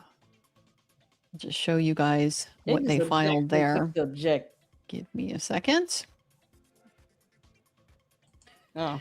Judicial economy means so that we don't have to keep bringing this up. We want to just have a standing objection so we don't have to keep saying, I object for the same reason, I object for the same reason. And yet, what did they do? They continued objecting for the same reason over and over again anyway.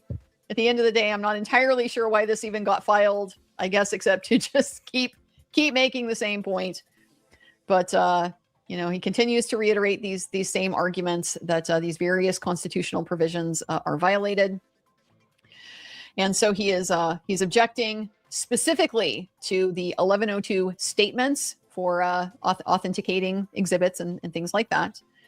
Says it limits effective cross-examination and testing the reliability of the evidence. In part, that's because the Utah rules kind of presume the evidence is reliable at this stage of the process. Right. A specific objection to the admission of the medical examiner report without the testimony of the medical examiner, because according to them, again, it prevents the court from assessing the reliability of the report and its contents. And because of that, he doesn't get to, he's being deprived of important constitutional rights. And then the use of hearsay under the 1102 for non-testifying peace officers. This is one of the exceptions under the rule. And so they're going to be allowed to do it. The defense is going to object to it anyway. And then lastly, to allow the admission of written or recorded statements from witnesses who will not be testifying, including the one who Mr. Robinson has been prohibited from calling by the court's order. Yes, we know that that's Lance Twiggs.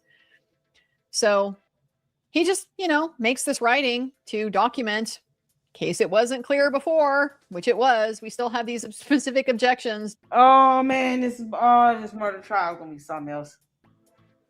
Y'all see why I keep saying the defense counsel is being petty.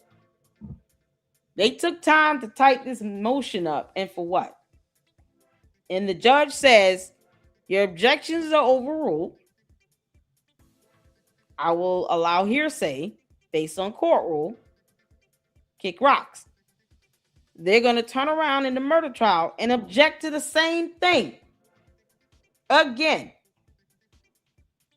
And then say the same crap again. And it's basically going to be very redundant. And that's something you can object to that. Yeah, Your Honor, this is ask and answer. Imagine them with a cross exam. Imagine how petty the defense counsel is going to be when they cross-examine the witnesses from the prosecutor. They're literally going to probably ask the same question 13 different ways. And then the prosecutor is going to have to object with ask and answer. Your Honor, this is repetitive. It's just going to be a loop of this. Meanwhile, the demon Tyler Robinson has not entered a plea. All this crap, and they haven't even gotten him to enter a plea yet. Jesus Christ. Doing this for a judicial economy, Judge, but gonna be annoying. Didn't end up being all that economical because they kind of ignored their own standing objection and just kept reiterating it over and over again. I do understand why they did that. They want to be very cautious that they don't waive anything, and these can be procedural pitfalls. Did you object specifically enough? Was it clear enough what the basis of your objection was? Because if you didn't say, I object to it on confrontation grounds, you only say, I object to it on due process grounds, and when you go up on appeal, you're probably not going to be able to argue. Y'all heard that? Can you go up on appeal? They're doing all of this because they want to be able to use something for an appeal. They know that their client is guilty. They're trying to set up an appeal through the prelim hearings, where the burden is not based on a beyond reasonable doubt. So to go through the arguments they're going through right now is futile, and it's going to be redundant when they're going to object again either way during the actual trial. And God knows how long that's going to be. Y'all see it's taking a whole week for the prelim. The murder trial might be twice as long. And if you got to go through this cycle of them objecting over and over again because they're trying to create a record and appeal, imagine how long the trial going to be. It's probably going to be twice as long as this preliminary hearing. Violates the confrontation problem. You got to be specific with the objections. So they're just going every which way they can to document ad nauseum, repetitively if necessary, to make sure that that nothing is. Yeah, they'll be objected to with that repetitiveness. Oh man, that's nothing worse than that. Judge got to sit through this knowing that they've already gave a ruling. And even if you get to the murder trial and now the burden is a beyond reasonable doubt, but the defense counsel makes the same argument on the same objections. Oh, y'all. Buckle up, everybody. The defense counsel is going to get dumb. All right. So shout out to Andrea Burkhart. That's pretty much all I want to show with that. Just so y'all can get an understanding of what to expect with this murder trial. It's going to be a bunch of redundant, repetitive nonsense where they're objecting on hearsay, lack of foundation, or, confrontational grounds, due process. It's going to be the same old thing over and over again. Get the point that makes sense. That's what to expect from this murder trial. Where I'm sure now they're going to probably have him enter a not guilty plea. I would be shocked if Tyler Robinson enters a guilty plea and then asks for a plea deal. I would be shocked if they went that route. After this week and the many, many hours that will be put into this preliminary trial, the preliminary hearing, if they turn around and say, we want to plead guilty and get a plea deal, I would be more shocked at hearing that. So, you just can't make this stuff up. All right. Switching gears over here to Dum Dum Who Wants Gum Gum, Candace. You can't make this up. You already losing attorneys. She lost another attorney with the Macron lawsuit, and she's got court on the 27th. Oh, this is priceless. Oh, I have so many videos I want to show you all.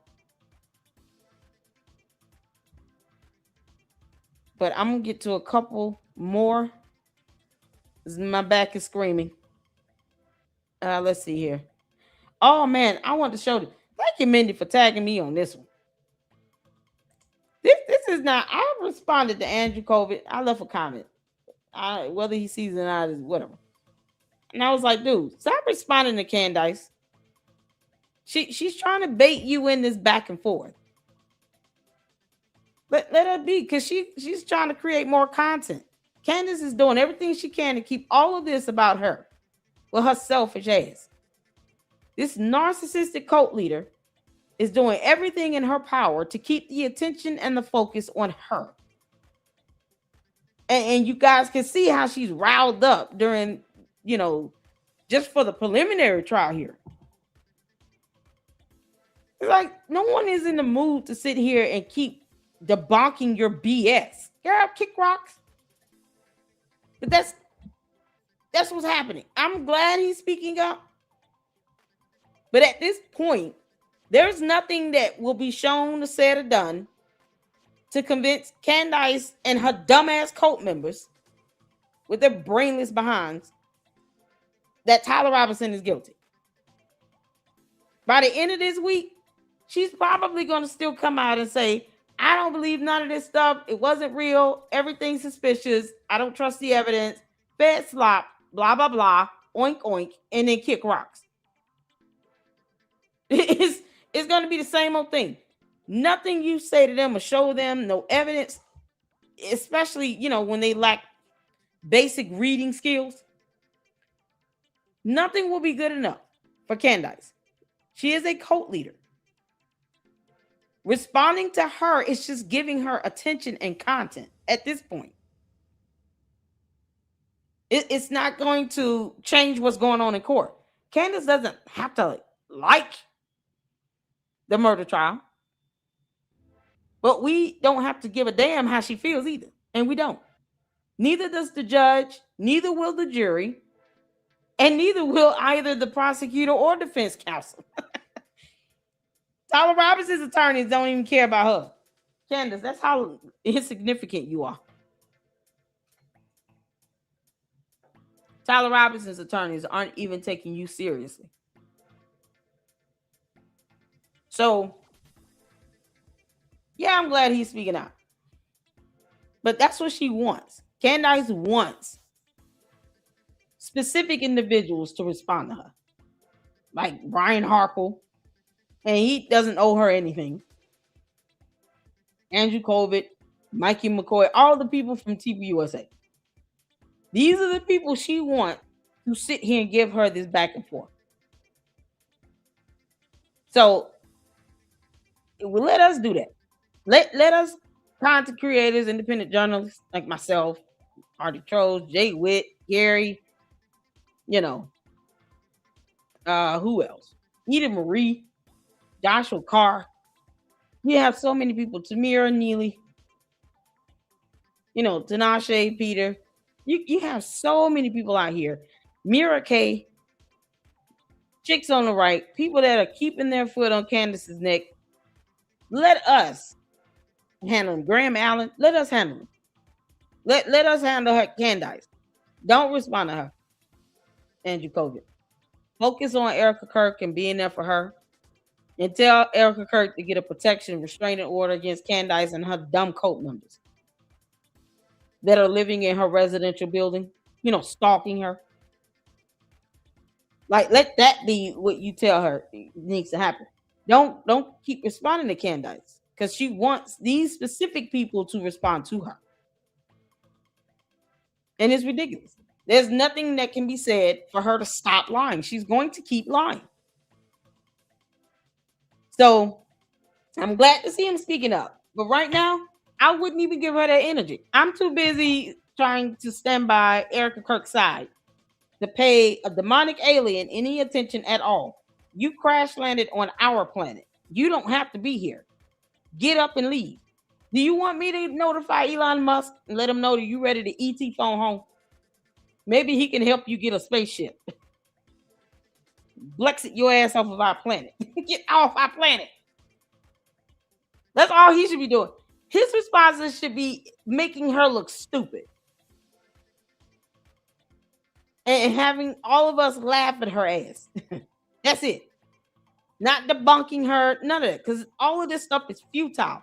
She's going to come up with another lie just to get more attention on her. And it's not about her. And I'm so glad the judge understands that. Candace, you're a dumbass. So, No Soup for Nose posted this up. Candace tried to hire Andrew Kovic for PR in 2024, and he nearly accepted because Charlie asked me to keep you close and protect the org from you, but ultimately turned her down. Dang.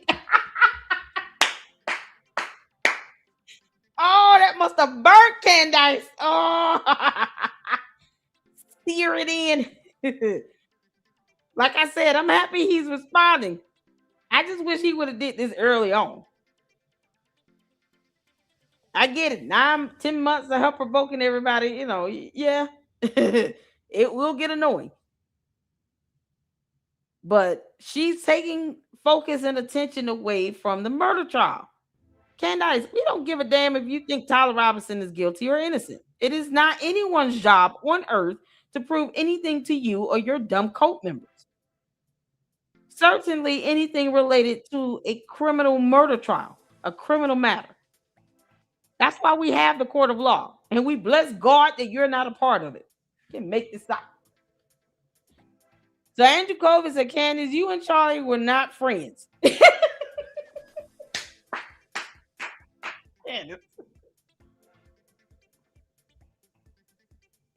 And he came right out the gate with her. Oh, this is epic. Candace, you and Charlie, we're not friends. I believe Andrew Kovic on this.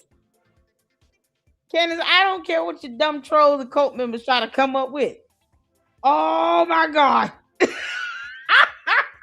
Yes, Lord. Andrew Kovic said, I'm coming out the gate swinging. Here, batter. Batter up.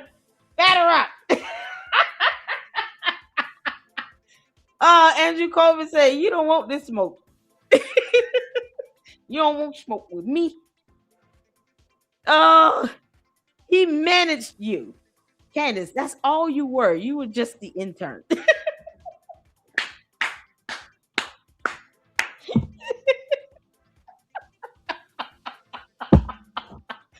Oh, Candace. Oh, Andrew Coleman said you were just the intern, girl.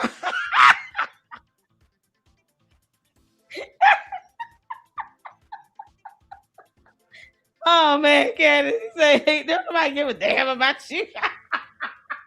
He said, Charlie taught me to keep my enemies closer than my friends. Oh my God. You were not friends. He just wanted me to manage your dumb behind. Oh, you were just the intern, Candace. Candace. Oh, we got a photo. Hold on. Wait a minute.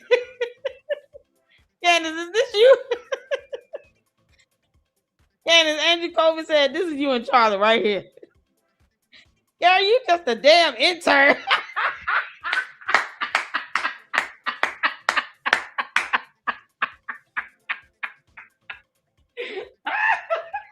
Look at that face. Oh, look at that. Charlie Kirk face is like, ew, I smell your yeast infection. Ew, girl, you need a bath and a douche.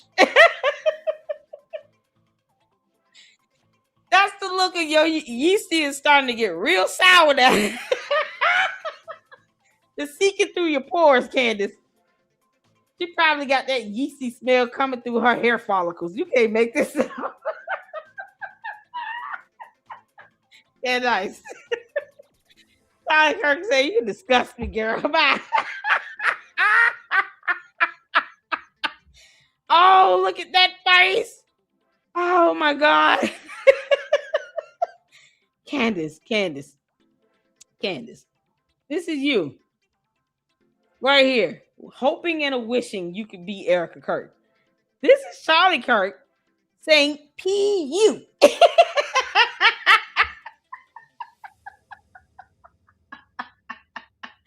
George Farmer, director of coffee and culture. Tears of liberals, big government sucks, big gov sucks. Hashtag big gov sucks. Got Donald Trump back here. Who is this on the wall over here? Turning point in USA. Meanwhile, live free, right-wing revolution, the MAGA doctrine, students not sheep, battle for the culture, make America free again. Intern for Charlie Kirk and his heart. Love, Candace.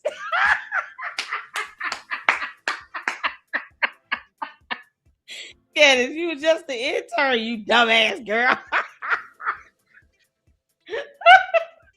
Oh my God, y'all needed this laugh. My back hurts so bad, you can't make this stuff up.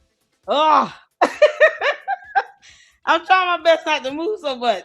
Oh my God. Number one campus leader. Candace. Charlie Kirk is not happy at all with you. At all. He is disgusted by your mere existence on earth. He said, no, girl, you were just the intern. Candace, you just go ahead. This is Charlie Kirk trying to tell you nicely, Candace. Go take a bath. Yeah, you need the soap. Yeah, get some Bitica. Drink some cranberry juice. That'll clear that up a little bit. Now, how does this folks follow her everywhere she go? George, come get your wife. She needs to make you a sandwich. And bring the lights off. Yeah, somebody bring air freshener and burn some candles, please. Do we have Febreze in the house? Mikey McCoy, can you go check and see if there's some Febreze? Candace decided to sit next to me, and I just can't take it today. Not today, Satan. Not today. The devil is a liar. Mikey McCoy, please bring the Febreze in here ASAP. It's an emergency. Candace got that smell when you do walking past, like, oh, the devil is a liar. Girl, why are you tart? Oh my goodness. Candace, you smell just like hell is hot. Do you understand? That's the look Charlie Kirk. He's like, no, not today. Girl, be gone from my presence. Candace was just a peasant.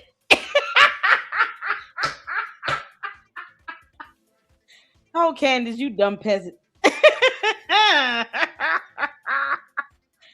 It was like, was it not enough to buy Blexit after you ran it in the ground? Was that not enough? Oh, y'all. Oh, this is so epic. Who did this? Sifa, did you send me this? Or no reply?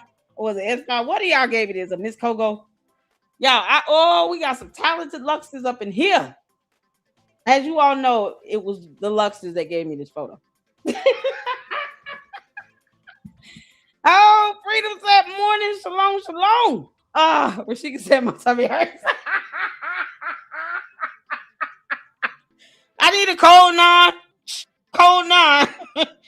Cold 9. Everybody know what to do with that. Come on now. Get going.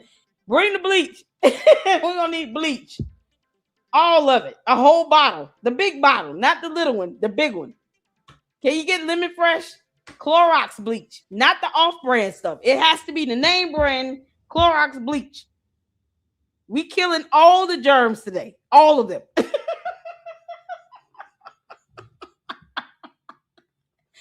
Candace, you obviously been practicing how to procreate with Satan himself. And Satan left the smell behind. Yeah, God is going to detest that smell coming from your body, girl. Oh, I could go on. I could go on and on. Candace, I am Captain America. In this reality and yours, I can go on and on. I've got jokes for days. Okay. Candace, you out here acting up? I can cut up too. Oh, Andrew Colvin said, Carol, you don't kick rocks. That was Sifa pick. Oh, shout out to Sifa, y'all. That's Sifa. Oh my God, girl. I told you we use these photos up here. Now we're using them for backdrops. Y'all see Candace in court, right? You know, in honor of this murder trial. Here's Candace in court. Losing her lawsuits. Epically. Epic fashion. Oh, this is too priceless. It is up there like, procreating with Satan. He gave her something, the itchy scratches or something.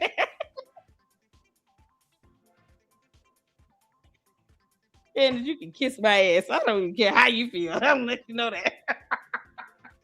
Kiss my ass, Candace Owens. As long as we're all clear on that. Oh God. He kept things light and polite so you wouldn't turn on the org. Candace, Charlie Kirk had to stay cordial with you just so you wouldn't go after TPUSA because he was not in the mood. Now, personally, I feel like he should have called her out a long time ago. But, you know, you can't say what you would do in everybody's situation.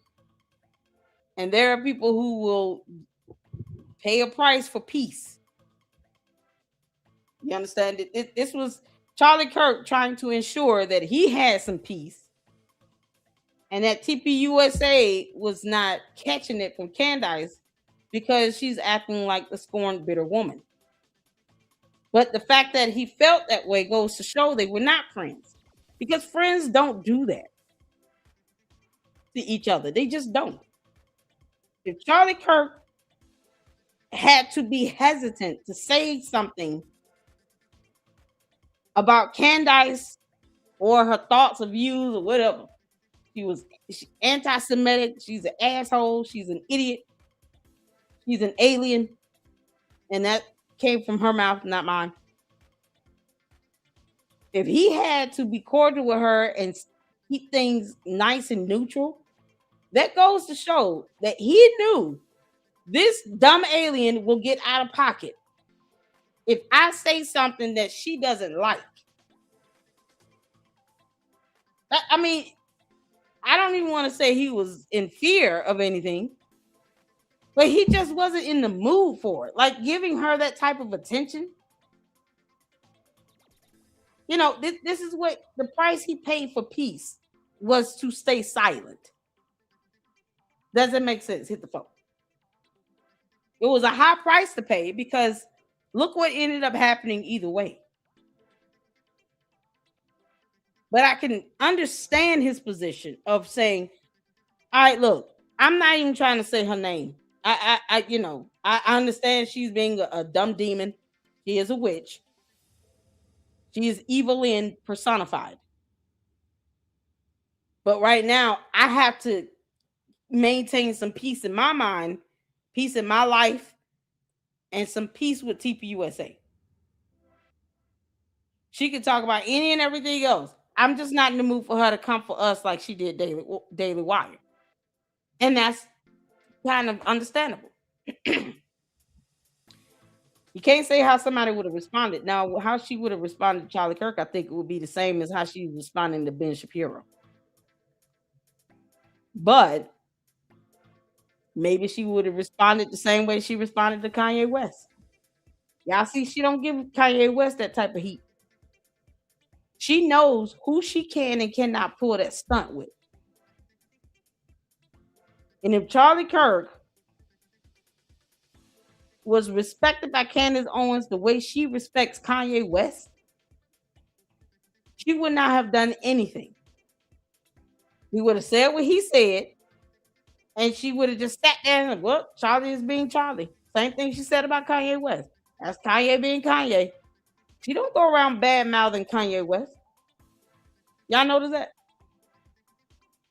She didn't say anything about him apologizing to a Jewish rabbi.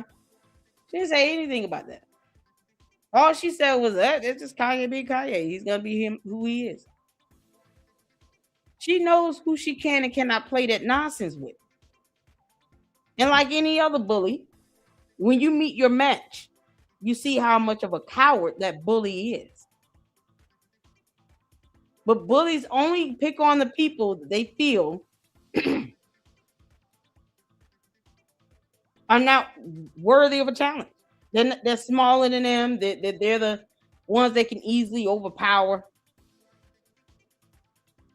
And when she meets her match, Candace trying to square up against Kanye West is like Candace beating her match. She knows, oh no, his cult following is worse than mine. And he has a much bigger influence. And I just, now, I'm not even trying to go there. But she knows she can't play that with Kanye West. Why didn't she have that same level of respect for Charlie Kirk? Because she didn't care. She was scorned. He didn't marry her. There was no guarantee that she would ever inherit TPUSA because he didn't owe her that. So show me any proof of genuine friendship from the last 12 months of his life. How many times I've been asking this? Andrew Cole, you watching my videos? How many times have I said it? This girl has yet to show a photo, video, any shred of evidence that she was cool with Charlie Kirk between September of 2024 and September of 2025, leading up to his death. Nothing. She didn't even invite Erica Kirk on her show after Charlie Kirk was assassinated. Wouldn't you think that if you're friends with Charlie Kirk, that you would embrace his wife? That you would at least invite her to come on your show, not to be confrontational, but to allow her the opportunity to grieve, to share her thoughts, to kind of vent, be a shoulder she could cry on. Candace didn't even invite Erica Kirk on her show. And she knows that she would not be able to dog out Erica Kirk if Charlie Kirk was still alive to this very day. Because she never dogged Erica Kirk out. She never even focused on her. Now, deep down, I feel like she was always jealous and envious of Erica Kirk. And quite possibly was stalking her and him. But she never said anything about her when he was alive. Because Candace is a coward. And she knows he probably would have went slap off on her. And she did not want that smoke. So then Andrew says, from the last 18 months, from the last 24 months, not some 2018 text, something recent with a date and timestamp, Candace, because you have the propensity to create fake text messages and emails. You don't even ensure text messages have a date and timestamp. You make this stuff up. Why would you leave out the date and timestamp? Is it because you know that there's no recent photos of you and Charlie Kirk? Between September 2024 and September of 2025. Did you not attend any of his kids' birthday parties? They had a birthday. What about inviting them to your children's birthday parties? A play date even? Hey, Charlie, you and I, we should fly out over there and hang out with you and your wife and the kids. And then you can meet my kids since I wasn't invited to your wedding. Candace, why weren't you at Charlie Kirk's wedding? You can't make this up. You didn't get an invite. That speaks volumes.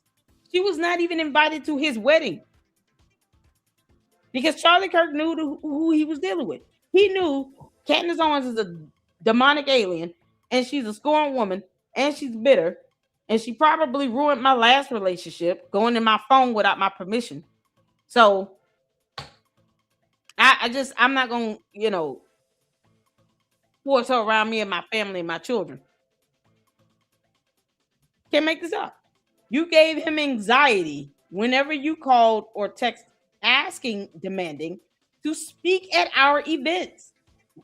Candace, you were demanding to speak at TPUSA? For what? What was the reason she got fired again? Candace got fired from TPUSA. What was the reason? What was it? Because she was an anti-Semite and she was making these crazy ass comments about Jewish people? Charlie Kirk referred to that as brain rot, Candace. That came out of Charlie Kirk's mouth. So she acted like another Umar. I told y'all Candace Owens is the female version of Umar Johnson. I'm the most requested scholar on earth. No, you're not. Forcing yourself upon cities and whole countries. Got your little Umar Tardians out here booking events and venues for you. And then talking about somebody requested you. That's not a request. That's you going out, either infringing yourself upon a city, or you got somebody planning an event and trying to lie about it being an event that someone requested for you to come and speak at. Why would Candace demand to speak at TPUSA events if she was fired from TPUSA and they didn't want to deal with her? Why would she think they would want her to come speak at their events? And you know what's so crazy? Let's say she did give him anxiety. It's the fact that he still let her come out and speak. And that was one of the things he should not have done. It's like, we're just going to let the bully just bully us. How dare you call me and demand to speak at my event at TPUSA? Who the hell you think you are? Girl, you don't want to smoke with me. I'll get Kanye West on your ass. All Charlie Kirk had to say, don't make me call Kanye. Oh, I'll call him. You out your mind. And he about the only one that can definitely put you in check and will sleep peacefully while you say nothing in return to him. Because she's scared of Kanye. Oh, I would have done it. I would have said, no, I'll call Kanye on you if you want to. What you're not going to do is call me and demand that I speak, that you speak at anything. Girl, if you don't kick rocks and go take a bath and soak. Douche is soaking some Dove soap and water. Kick rocks. Like, the worst that happens is that she does what she's doing with Daily Wire. After a while, it gets old. We're so sick of Candace sitting here dragging Daily Wire. It makes no sense. Girl, you were fired. Kick rocks. And she turns around and demands to speak at TPUSA events. Candace, that's really pathetic of you. You are pathetic. You had your own platform, and you're demanding that they let you speak at TPUSA for what? So you can keep up with Charlie Kirk. What reason would you have to even want to be around them if they fired you? You don't like anybody there. You hate them all. Why would you want to speak at their events? It's the dumbest thing ever. You don't agree with anything that they agree with. Your views no longer align with theirs. Probably never even did. She probably never cared about anything going on with the Conservative Party or Republican or MAGA, none of that. She used all of that to make a name for herself and to get 6 million bots. And that's it. But you get fired from somewhere and then you turn around and say, I demand that you all put me on program so I can come and speak at your events that I got, from a company I got fired from. What you mean? Y'all get off my phone. There's somebody playing on the phone. Can y'all block this number? I mean, if y'all see this number come up, it's Candace, block it. Do not answer Candace's calls. Don't respond to her emails, her posts, her texts, none of that.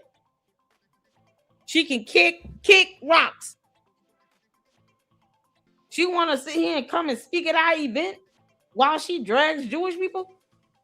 No. The answer is no. Hell no. Oh, they could have hired me to do that.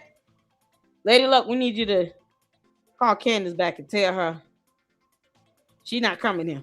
She is not welcome here. I don't know what she's thinking.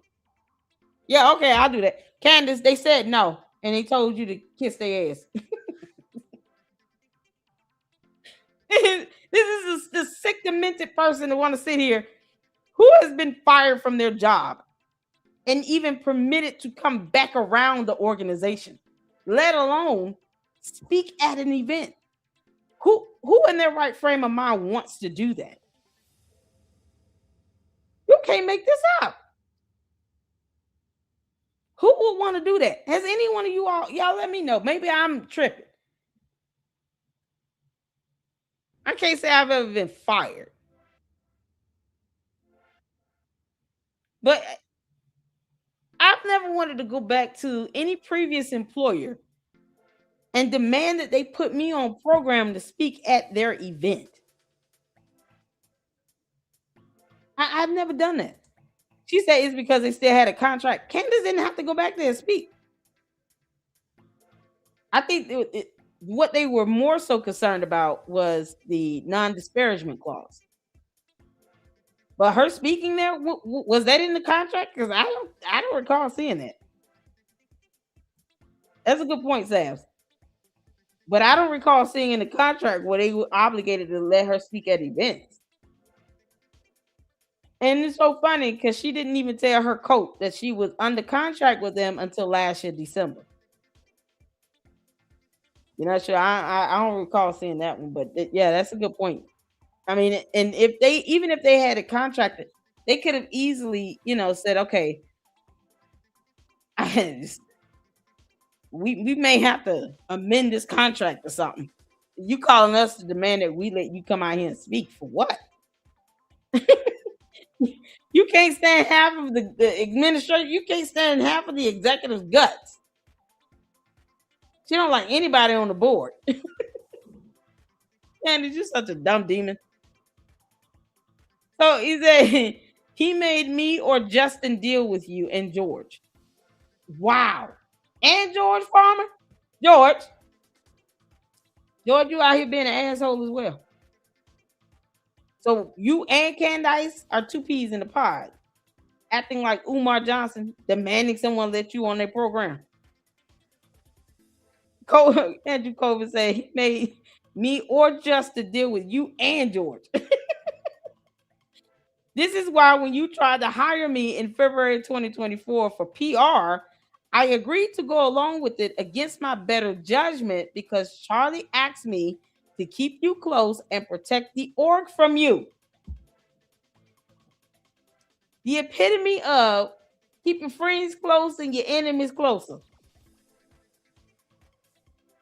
All that did really was just create a vacuum for her to create allies to where now they're leaking things to her. Can't make this up, man. Oh, I wish Charlie Kirk would have called me. I would have told her no so fast, and it would not have bothered me. On behalf of TPUSA, no. We do not take kind to domestic or international threats of any sort from domestic terrorists. Kick rocks. And you dogging out Jewish people will not get you any favors at all with TPUSA. Or Daily Wire or PragerU. You know, all three employers you've had where they fired your ass. Girl, don't call back here no more. I'm going to tell them to block your number. You up here stalking the whole organization. The publicist I tried to hire to run point prayed about it and felt the Lord told her a firm no. And so I ultimately declined. You can't make this stuff if you wanted to. Oh, Andrew COVID. He said, girl, you were just the intern. Oh, that was so epic. Oh, this is so epic. Okay. There we go. I got tagged in on this video. Right? Oh man, y'all, that post was everything. I wish he would have said that early on. Okay. So this is when I got tagged on. Shout out to Minnie from at Data Republican. I've never heard of them. But it seems like I haven't seen this either. It looks like they did like a compilation, kind of like Milk Bar TV video. But let's check this out, y'all, because I wanted to see this.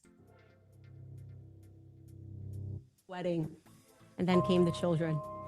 You know, Charlie really loved Erica from the time I'm reading through the text today. Just loved her. He loved his family. He really did.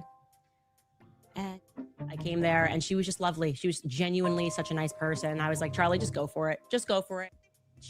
But I know that Charlie was very happy with Erica, and I know that Erica was she really is just the moment. The speech that she gave, everybody was just, I think it was the most consequential speech in American history. A message that everyone needed to hear, including myself, a message of complete sadness. We were grieving with her, was when his wife, Mrs. Erica Kirk, addressed not just the nation, but the entire world. Around the world, obviously, have been moved by Erica's commitment to her Christian faith.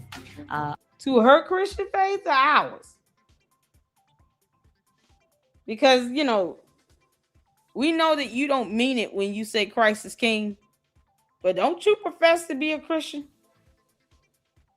Deep down, we all know you're not. But at least that's what you say out loud, right? And when you hear someone describe someone else's Christian faith as their Christian faith, when we supposed to serve the same God, that lets you know they're not a true Christian. Now, where our faith stands in the foundation of Christianity can vary. But at the end of the day, if you are a Christian, you would not say your or her or his Christianity. We're all Christians, right? Candace, you dumb demon. Can't make this up. These are all clips from her videos. The strength, obviously, that it takes. Oh my God. It's been, you could see the energy. She's going to fight. She's going to fight, and she is going to fight on the good side, because every woman would know what her husband's going through. So I can't even. And so are we. I love that you show Erica love and support. I do wish there was some sign that we could.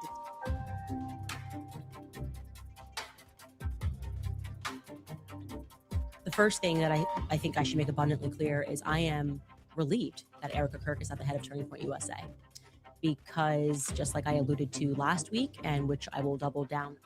So out of a loyalty to Erica, he also doesn't want to give more, make sure that I secured the footage so that Erica would not have to see it again.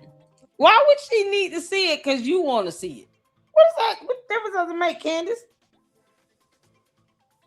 What does that have to do? You want to see some video footage, and then you think that Erica Kirk needs to see it again?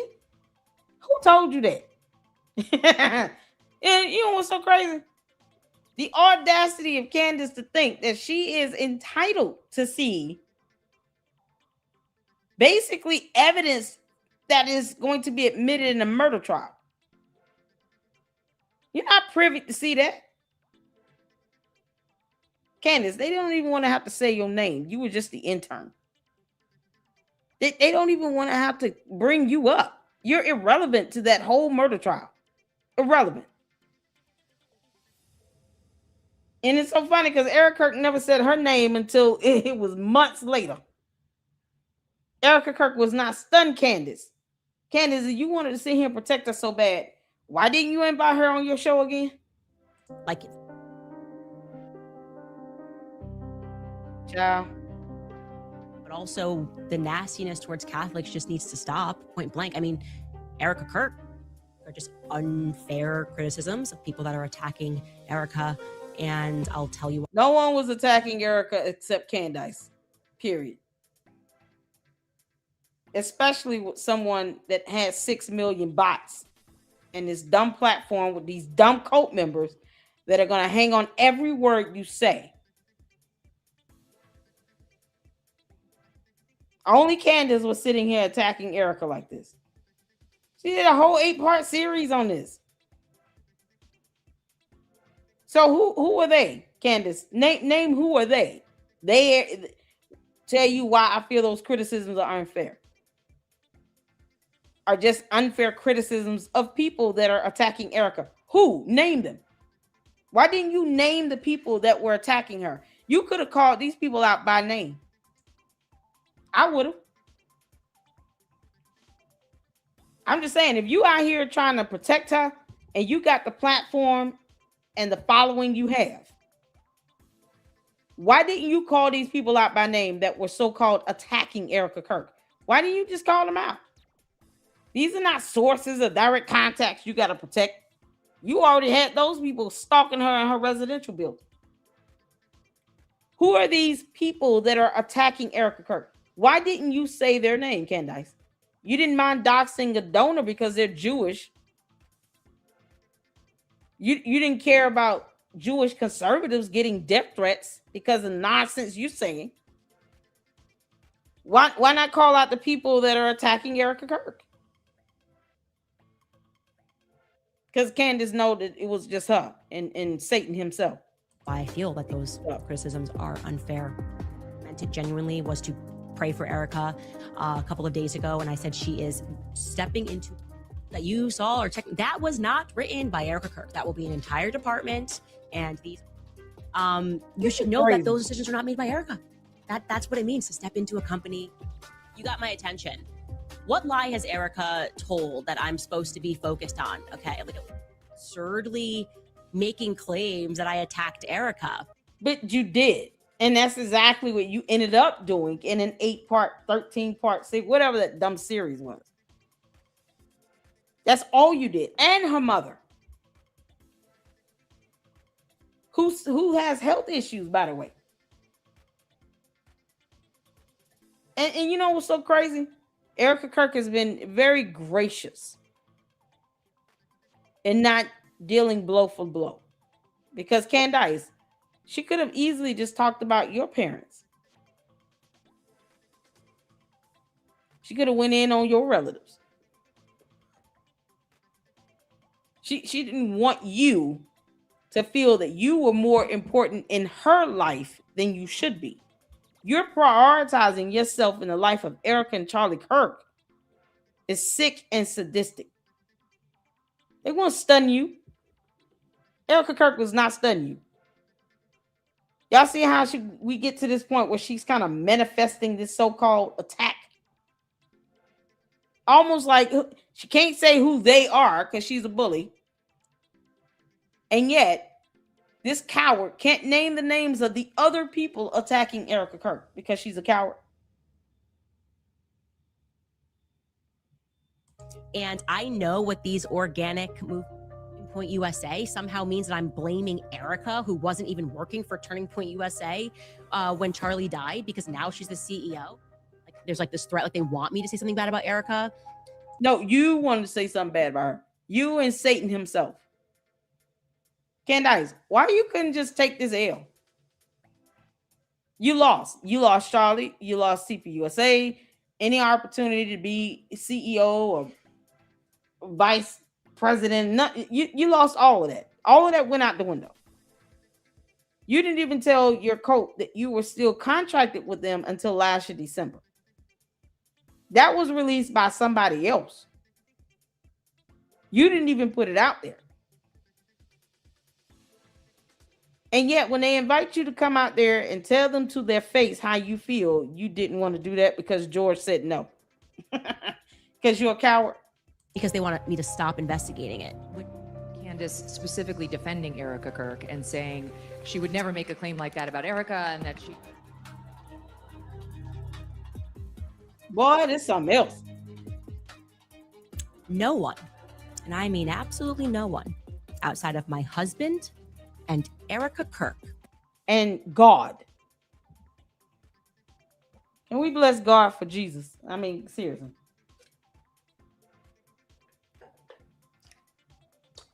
God, Candace.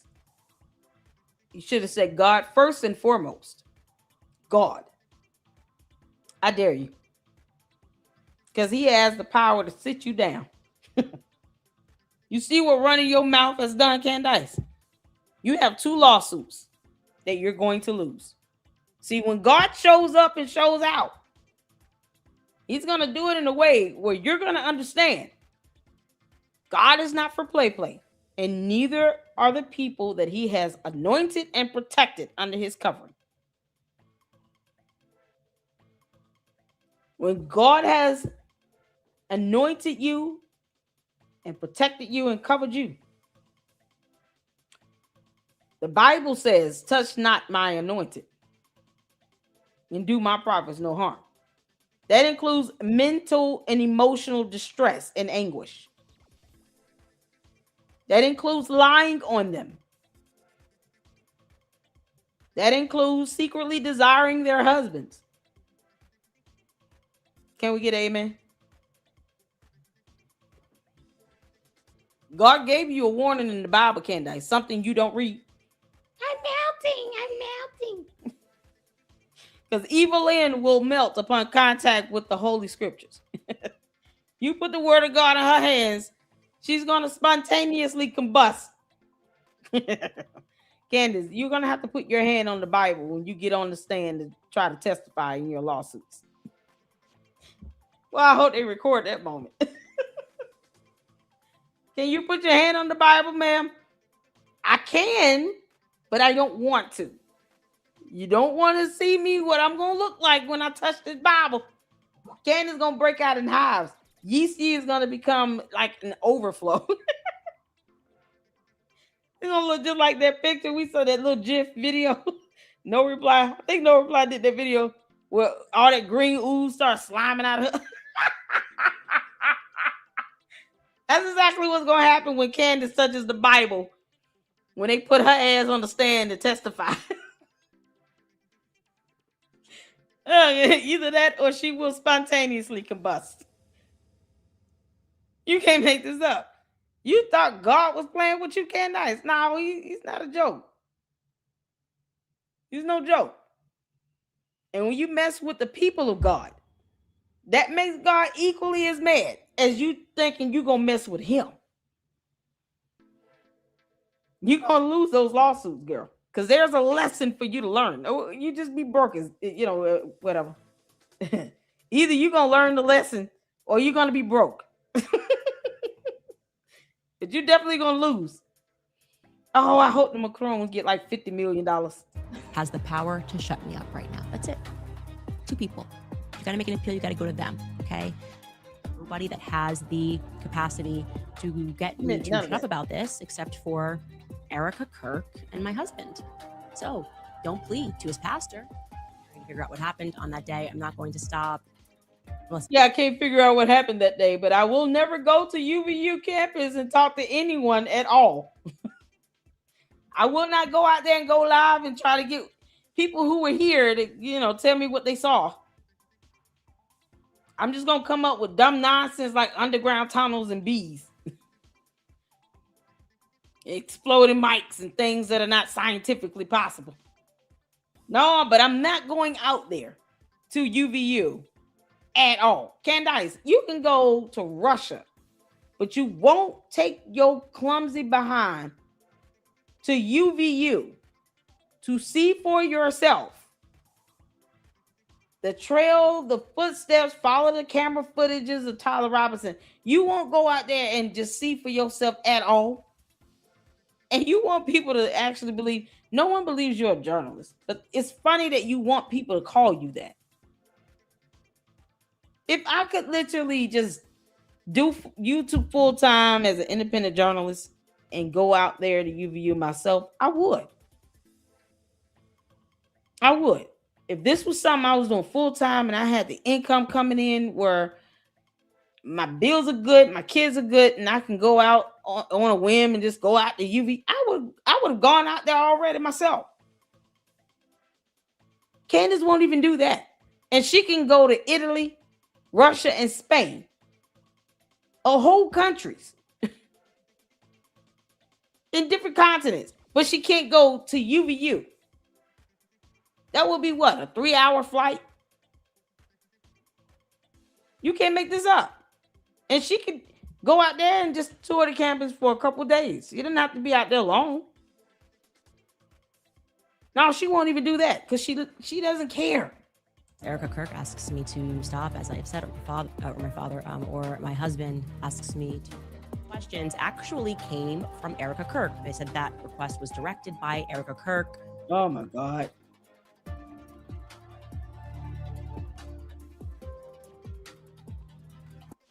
Candace, you full of crap. Shout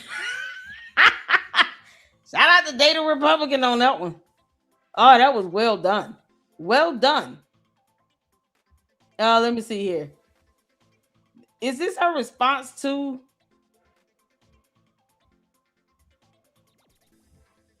Was this a response to Andrew Colvett, or did he respond to this? This was back on July. Let me see, July 5th. Y'all see that from Cinema Shogun? Candace Owens has been having a meltdown today. Candace.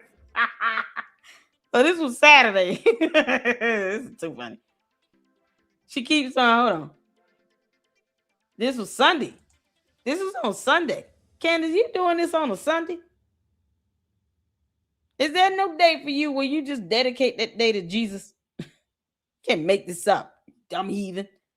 She keeps throwing me alley-oops and making it extremely easy to dunk on her. Candace Owens doesn't conduct her own research. We all know that. Candace doesn't read either, which is why she's constantly begging her fans for tips, because she doesn't read that either. She has a team of people who put together the often false information that she shares, and a lot of it comes from fan emails. That's why her team needs to be named as co-defendants. That goes to Erica Kirk and TPUSA. If you sue Candace Owens, you're going to have to sue George Farmer, the person, the dum-dum who's in Boys Club, and all of her assistants. Everybody on her little dumb team, because they aided in this defamation.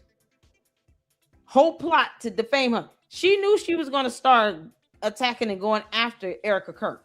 It was just a matter of time. I called that one too. Either she's going to recycle this Egyptian plane nonsense. At some point, I foresee her going after Erica Kirk because she's despicable. Candace is despicable. So if you sue them, her and George, you need to add her team on this. Because you would think her team would say, no, we're not, condoning this. You put out stuff that's not true. We don't condone that. If you're going to talk about anything that we type up and gather, it's going to be factually based. You lying like hell and getting off script, we're not with that. We're not with that. You think they said anything about her lying like hell like this? No. Why not name them in the lawsuit? Speaking of copy and paste, Candace literally copied and pasted the 8-month-old exploding microphone theory across multiple recent episodes of her Slopcast. Oh, Cinema Shogun. That's funny. Candace has no consistency. Candace has no brain. She flip-flops and constantly contradicts herself because hypocrisy is not a concept she understands as a narcissistic cult leader. Narcissistic cult leaders do not care about being hypocritical. Just like they don't care about flat out lying. They don't care. Her theories shift day to day depending on who pissed her off on social media. Candace kick rocks.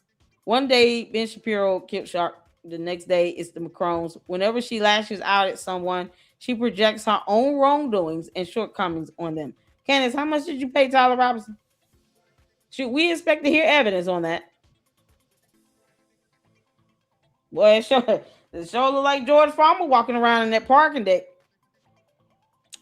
Because, we can just say that. Yeah. So, Dum Dum Who Wants Gum Gum said, I would like to add that from day one, I've noted you are not very smart. Candace, you're an idiot.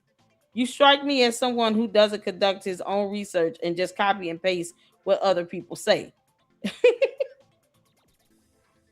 Candace, that's what you and your bots do. Because, Dr. Seuss is too hard for them to understand and digest. This is coming from the woman that claims she's homeschooling her kids, and yet she does not know the difference between the letter N and the number 9. This is the miscreant that's sitting here saying someone's not smart. Candace, are you going to show us your degrees or what? Remember those 2 degrees you said you earned, journalism and English?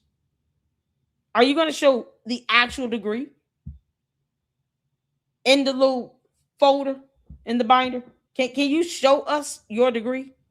I want to see your transcripts as well. I have a hard time believing that you actually made a passing grade in any class. When you're retarded, I don't expect you to have straight A's. Candace, you're an idiot.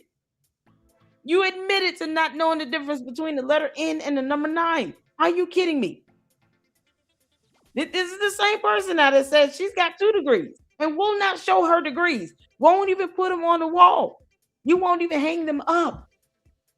Oh my God, it's so ridiculous. Case in point, you quite literally copy and paste it because paste it. Yes. Oh man, we got a loud cold pepper video to watch too. Quite literally copy and pasted this tweet from another user. Can you try thinking your own thoughts? Candace, can you please brush up on your English? That grammar syntax is something else. It's mind-boggling. Oh, the kerfluffle. Let's try this assignment a third time. Why first or second? God. I've been making this claim since at least October publicly. Oh, Candace, you're so stupid. Find me one clip or tweet of me asserting that I was told it was $150 billion. My story has not changed. You specifically told me that BB offered to take things to the next level. You never said a specific amount. It doesn't matter. Candace, when am I getting my $7,000? What a candy ass is that? When am I getting my money? Speaking of $150 million in BB Netanyahu, when am I getting my $7,000 check? Name one other content creator that is keeping their foot on Candace's neck, in which you can show evidence that they received $7,000. And I'm asking the candy asses this because I know the rest of us here on Earth in this reality, no one got $7,000. But to the candy asses, perhaps something happened in your alternate reality where you and your dumb cult leader is.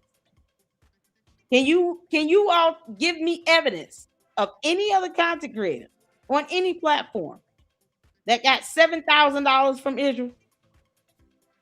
Because I just need to know, how did they get that check? See, kids got to go back to school. I got to do school shopping. I'm telling y'all right now, I would literally take my kids to Universal Studios.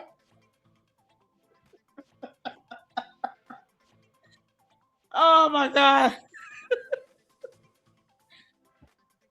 Oh, they need to start incorporating uniforms at my kids' schools.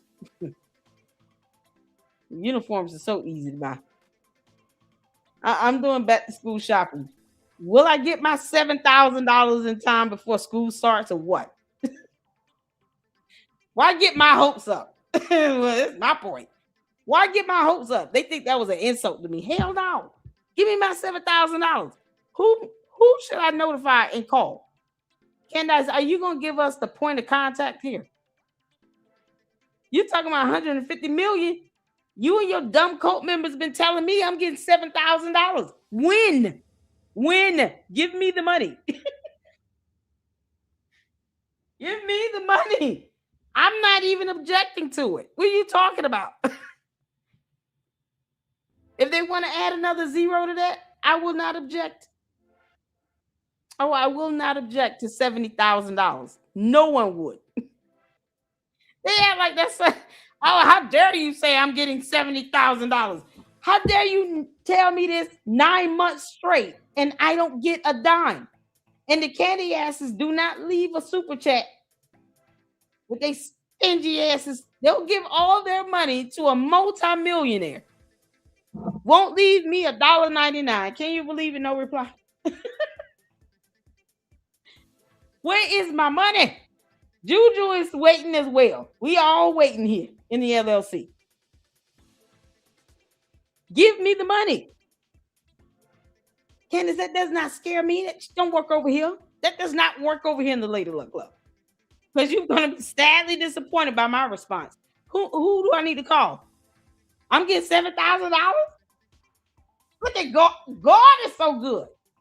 Thank you, Jesus.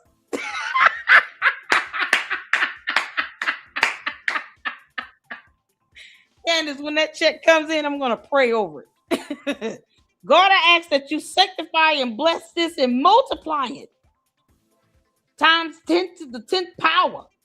70 times 7 times 7. You said we will be blessed. And I am in anticipation of the $7,000 check becoming a $49,000 blessing. In Jesus' name, amen. You can't make this up. Candace, you crazy if you think I'm not going to take that money. You and your dumb cult members are crazy if you think someone send me $7,000 is a real check and it's valid. They don't even have to send me a check. Give me a cashier's check or a money order. You know, something that's as good as cash. Candace, yet you won't show us your financials. You didn't register to go over there under the FARA Act. Sit here and try to represent the U.S. and Russia. The audacity of you, you dumb traitor. Don't you ever try to represent the United States of America on anything in Russia. Ever again. Keep your dumb behind over there. We rather you not come back. While you're at it, are you going to give me the $7,000 up front? You can just ask BB Netanyahu to give you back your money. He called the Israeli prime minister. Say, listen, I just gave Lady Luck Club $7,000. Can you reimburse me? Because, you know, we've been lying about that for 9 months. I know you've seen my show, Benjamin Netanyahu. Thank you for releasing the full letter. Can you please reimburse me that $7,000?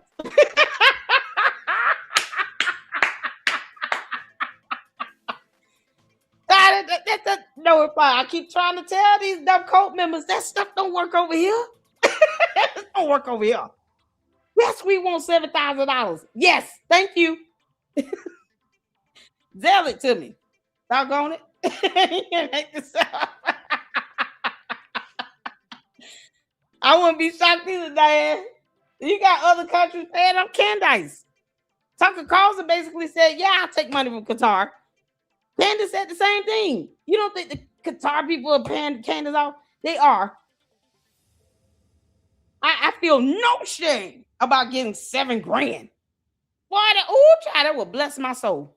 Please let that happen, Lord. Give me $7,000. I really need $7,000. You know how much school clothes and shoes cost? For 2 teenage boys that both wear men's clothes. And both of them are around a 9.5 size 10 in men's shoes. And they are not done growing. No. My youngest is a 9.5 in men's. He is taller than me. He eat a lot more. Man, I'm stocking up on everything in the freezer, the deep freezer, the pantry. Everything's getting filled up today to the brim. $7,000? Let that happen. We up here buying school clothes and school shoes? Yes, I'll take the $7,000. Child boo. Candace act like they're supposed to scare somebody. Girl, you don't kickbox. Girl, bye, Felicia. My story has not changed, Candace. You've lied about a myriad of things. We don't even keep up with the lies. We just call you a liar and keep living. You specifically told me that BB offered to take things to the next level. You never said a specific amount. Why are you trying to keep up what BB Netanyahu is doing with TPUSA? You don't work there. You were just the intern. I'm going to rub this in. Staying consistent is easy when you're telling the truth. Reading comprehension is especially hard when you're a liar who doesn't do his own work. Girl, you don't even read books. Why are you stealing my lines and my phrases? Steal? Candace, you are bad at this. You are bad at this. You can't even come up with your own slogans. You taking my slogans. What the hell? Y'all, this dumb alien is stealing my phrases still. Oh my God. How many times do I say reading is fundamental? And we read here in the Lady Luck Club. That's my slogan. Can't make this up. I'm going to have to get my slogan copyrighted. Candace, I'm sick of your ass. Oh, fine. Go read a book and come up with your own slogan. Can't make this up. Meanwhile, Candace steals my slogans while she's sitting here talking about somebody else don't read. Girl, bye. Girl, bye. All right, y'all. We got Lyle Culpepper. Culpepper. Oh, yeah. I'm ready. New York has air conditioning. Hold on. Candace, full disclosure. So, Lyle Culpepper, I would still love to have him over here in the Lady Luck Club. He is absolutely hilarious. I love these videos between him and Ami. They just make my day. So, we got to end it out on a little laughter, y'all. We got to. All right? Because my back hurts and it is what it is. Hoocha. Laughter is helping me to keep my mind off of that. So, let's end it out on a good note with Lyle Culpepper. Thank y'all so much for tuning in. Make sure y'all hit that like button. To the candy asses, hit the like button. I don't care about your tantrums. Not at all. Hit the like button. Can't make this up. Let's get to this, y'all. Shout out to Lyle.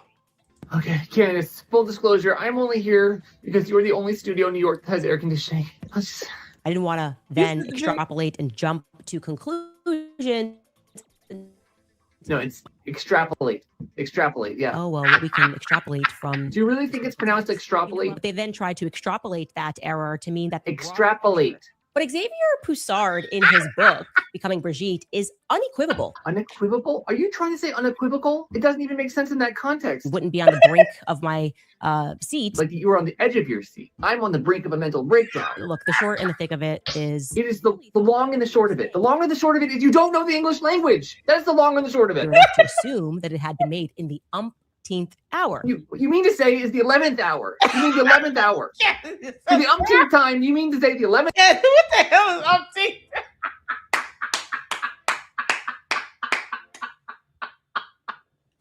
Y'all know what the umpteenth hour is on Candace's planet. Because you got to remember she's an alien. So from her home planet, umpteenth hour is the shape of a tree. It's not even time or numbers. It's an object. It's a tree. Candace, you still got that voodoo doll or that ET doll with the blonde wig on it? Candace up here doing voodoo. You know, this girl hugs that doll like a voodoo doll. Probably just putting stick pins in it, just hoping like, oh, anything to delay this court hearing coming up. On her motion to dismiss, by the way. Oh my God. Candace, what is the umpteenth hour? You make up dumb stuff. See, this confirmation, she does not know the difference between the letter N and the number 9. She can't get all those N's out. Like 11th.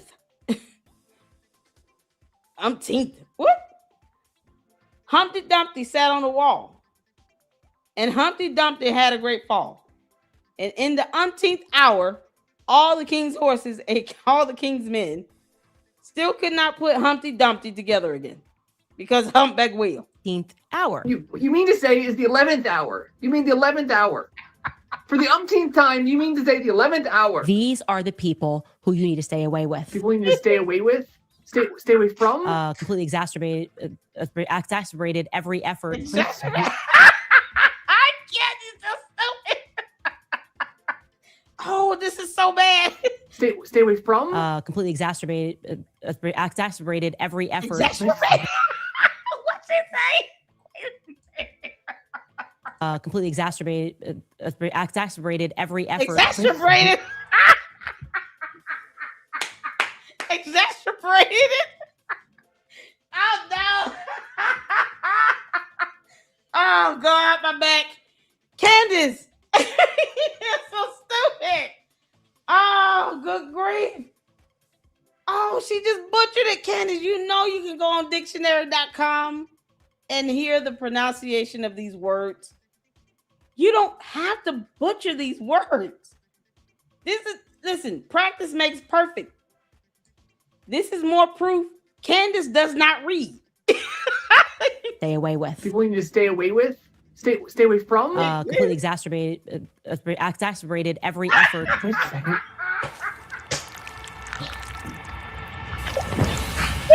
It's been you all along. It's me, Joe Biden, and Chocolate Face. How about that?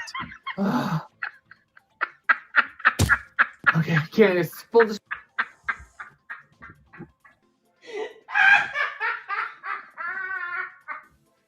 I was not expecting that. Oh, that caught me off guard. That ending was everything. Oh, I was not expecting this. See, this is the beauty of being apolitical. I can laugh at all the presidents. Exacerbated every effort. Wait a second. Oh. It's been you all along. It's me, Joe Biden, and Chocolate Face. How about that?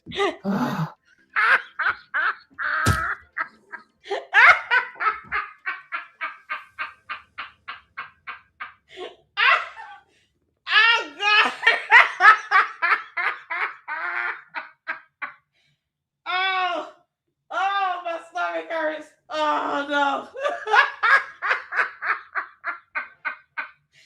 Oh, God. Oh, man. Mindy, why you tag me in this?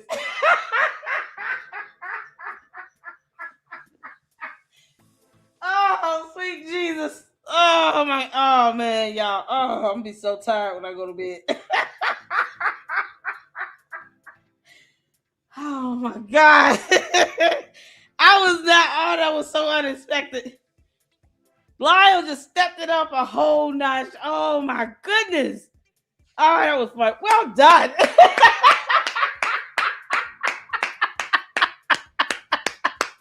Y'all. Oh man. Oh Lyle. Oh, I want to be in one of his skits. Make this Oh God. Oh, Mindy, how did we get in touch with him? Oh man, I want to be in one of his skits.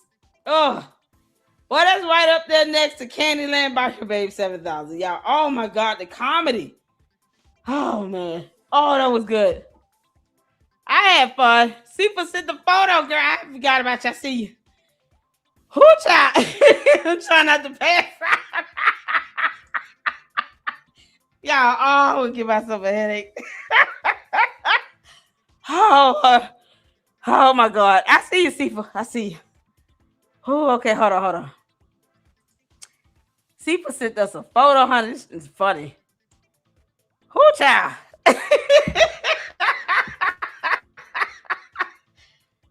Who? This is what happens when you don't go live in a couple days. It's like a build-up. You gotta. Oh my God. Candace, you dumb demon. Oh, this is epic. You know this is gonna be a thumbnail, girl. Oh, hold on. Oh, she said the good. Oh, this is so good.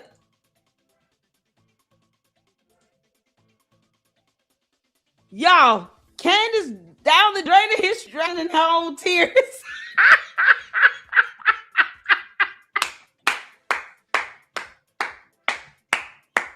Oh, man.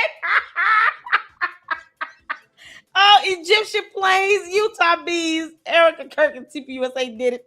Frank is ball. Tweet, I'm just asking questions. Arcady Gedemayak somehow involved. I know something you don't. Israel. Oh, she says it with an H. You can't make this up. Blood libels? Libelese? Oh, good grief. Candace, you're an idiot. Oh, man, this is good. Candace Owens drowns in conspiracies as the internet moves on. And a whole murder trial unveils real evidence. Candace, that judge does not care that you're walking this earth. You understand me, helpful. He could care less. Oh, this is epic. Oh, y'all, shout out to Sifa. Shout out to Sifa. Do y'all hear me? Girl, this is it. You did this one. This is gonna be a thumbnail and a backdrop. This is good. Y'all see I'm using y'all artwork. We're using the artwork here. Oh man, you can't make this up, y'all. Thank you so much, y'all, for tuning in. Let's get to the supers right quick while we sit here and look at Candace drowning her tears. Candace, breathe deep. Just inhale all the water. Make sure you fill your lungs up. Don't come up for air. Just stay down there. The mermans that, George Farmer trying to catch in Russia when he go fishing. Fishing. Yeah, the mermans will help you out. They'll teach you how to breathe underwater and everything. And maybe you too can be caught by George Farmer when he goes fishing again. You've got a line of mermans to get behind, though. He's going to catch them first.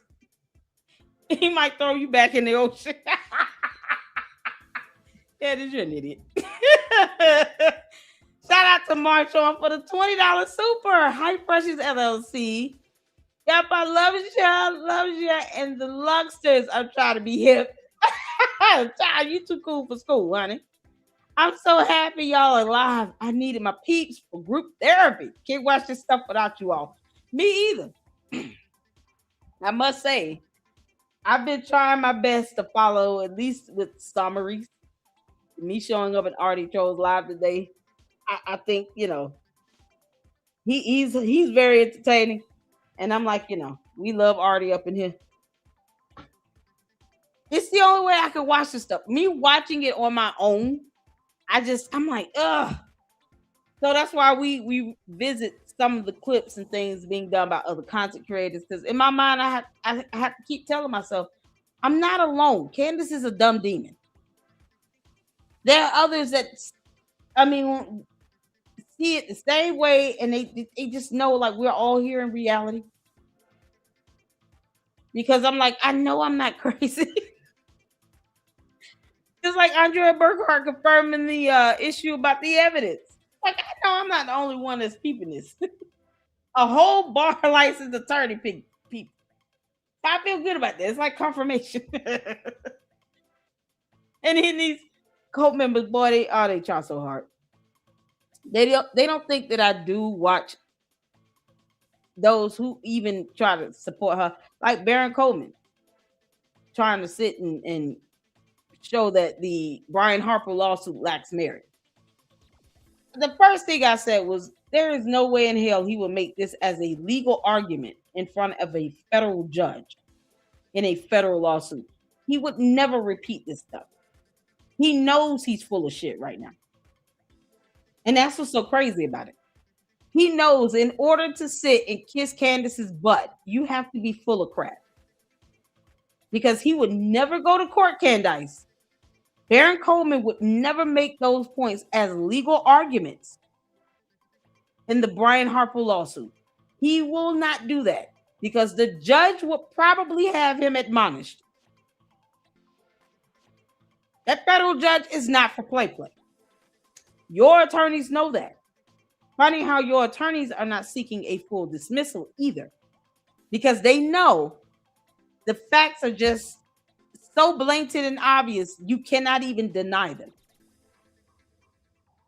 But if they were listening to Baron Coleman, whatever his name is, Baron Coleman, wouldn't it be a full dismissal? Because Baron Coleman is the one that said that the case lacks merit. But your two attorneys you hired, you're paying for the Brian Harper lawsuit, asked for an extension to file a motion in discrete parts to dismiss in discrete parts. It's a partial, not a full. But if Baron Coleman knew what he was talking about, wouldn't your attorneys be doing the same thing that he said? You wouldn't even be able to use that clown to help validate your defense because he's stupid. Baron Coleman should be disbarred, period. The idea of him standing before a federal judge saying all that nonsense he said in his YouTube video is absolutely laughable. No federal judge would ever even allow half that crap. He would be admonished. That's like a reprimand. It's like the judge giving you a spanking with a belt. I'm about to whoop your ass. Keep on. So it just goes to show I do listen to what they're putting out there. It's just stupid. Candace's cult members are not smart. They follow, someone who believes that she's the smartest person in the room, and yet can't tell you the difference between the letter N and the number 9, or pronounce English terms. I mean, oh God, the level of stupidity Candace omits is just, it's like radiation or yeasty. So yes, you and I are on one accord with that march on. I had to go live with you all because I wanted to cover the summary of so far what we're hearing from the prelims, and see how Candace is throwing a hissy fit. Shout out to you, Juju, for gifting 2 LLC memberships. If you guys receive memberships, make sure you show Juju, our beloved. What is this? Our beloved mod, some love and support. Sorry about that. I was not. Oh my God! I thought I was streaming to X. Can't post comments to some destinations, y'all. Oh, X is so ridiculous. This whole time, I thought I was streaming to X, and it's not. You gotta have a whole subscription. Oh, I gotta get it. Oh, jeez. It's like $20 a month. I don't feel like paying. Elon Musk is rich as hell. Like, what the hell? It has not been streaming to X at all. Okay. You just have to buckle down and get the subscription. Oh, God. I am so claiming this on my taxes. It's not even funny. Shout out to you, Juju. Thank you for the 2 memberships. I'm sorry. I just noticed this red X just sitting above. I can't believe it. Shout out to Amy for the $4.99 super sticker. Thank you so much, Amy. Shout out to March On for another $10 super. Candace reminds me of that opportunistic Omarosa. Are they sisters? They might be in another lifetime. Candace is definitely related to Umar Johnson somehow. Oh, the Oompa Loompa. He's a bum. Yeah. She's demanding speaking engagements, just like he believes that he is the most requested scholar on earth, Pan-Africanism, blah, blah, blah. He's also an idiot, and he has failed to read too. But maybe so. Omarosa at the very least knew how to just kind of heal. I don't know what child. Loud and wrong. But thank you for that $10 super. I appreciate it.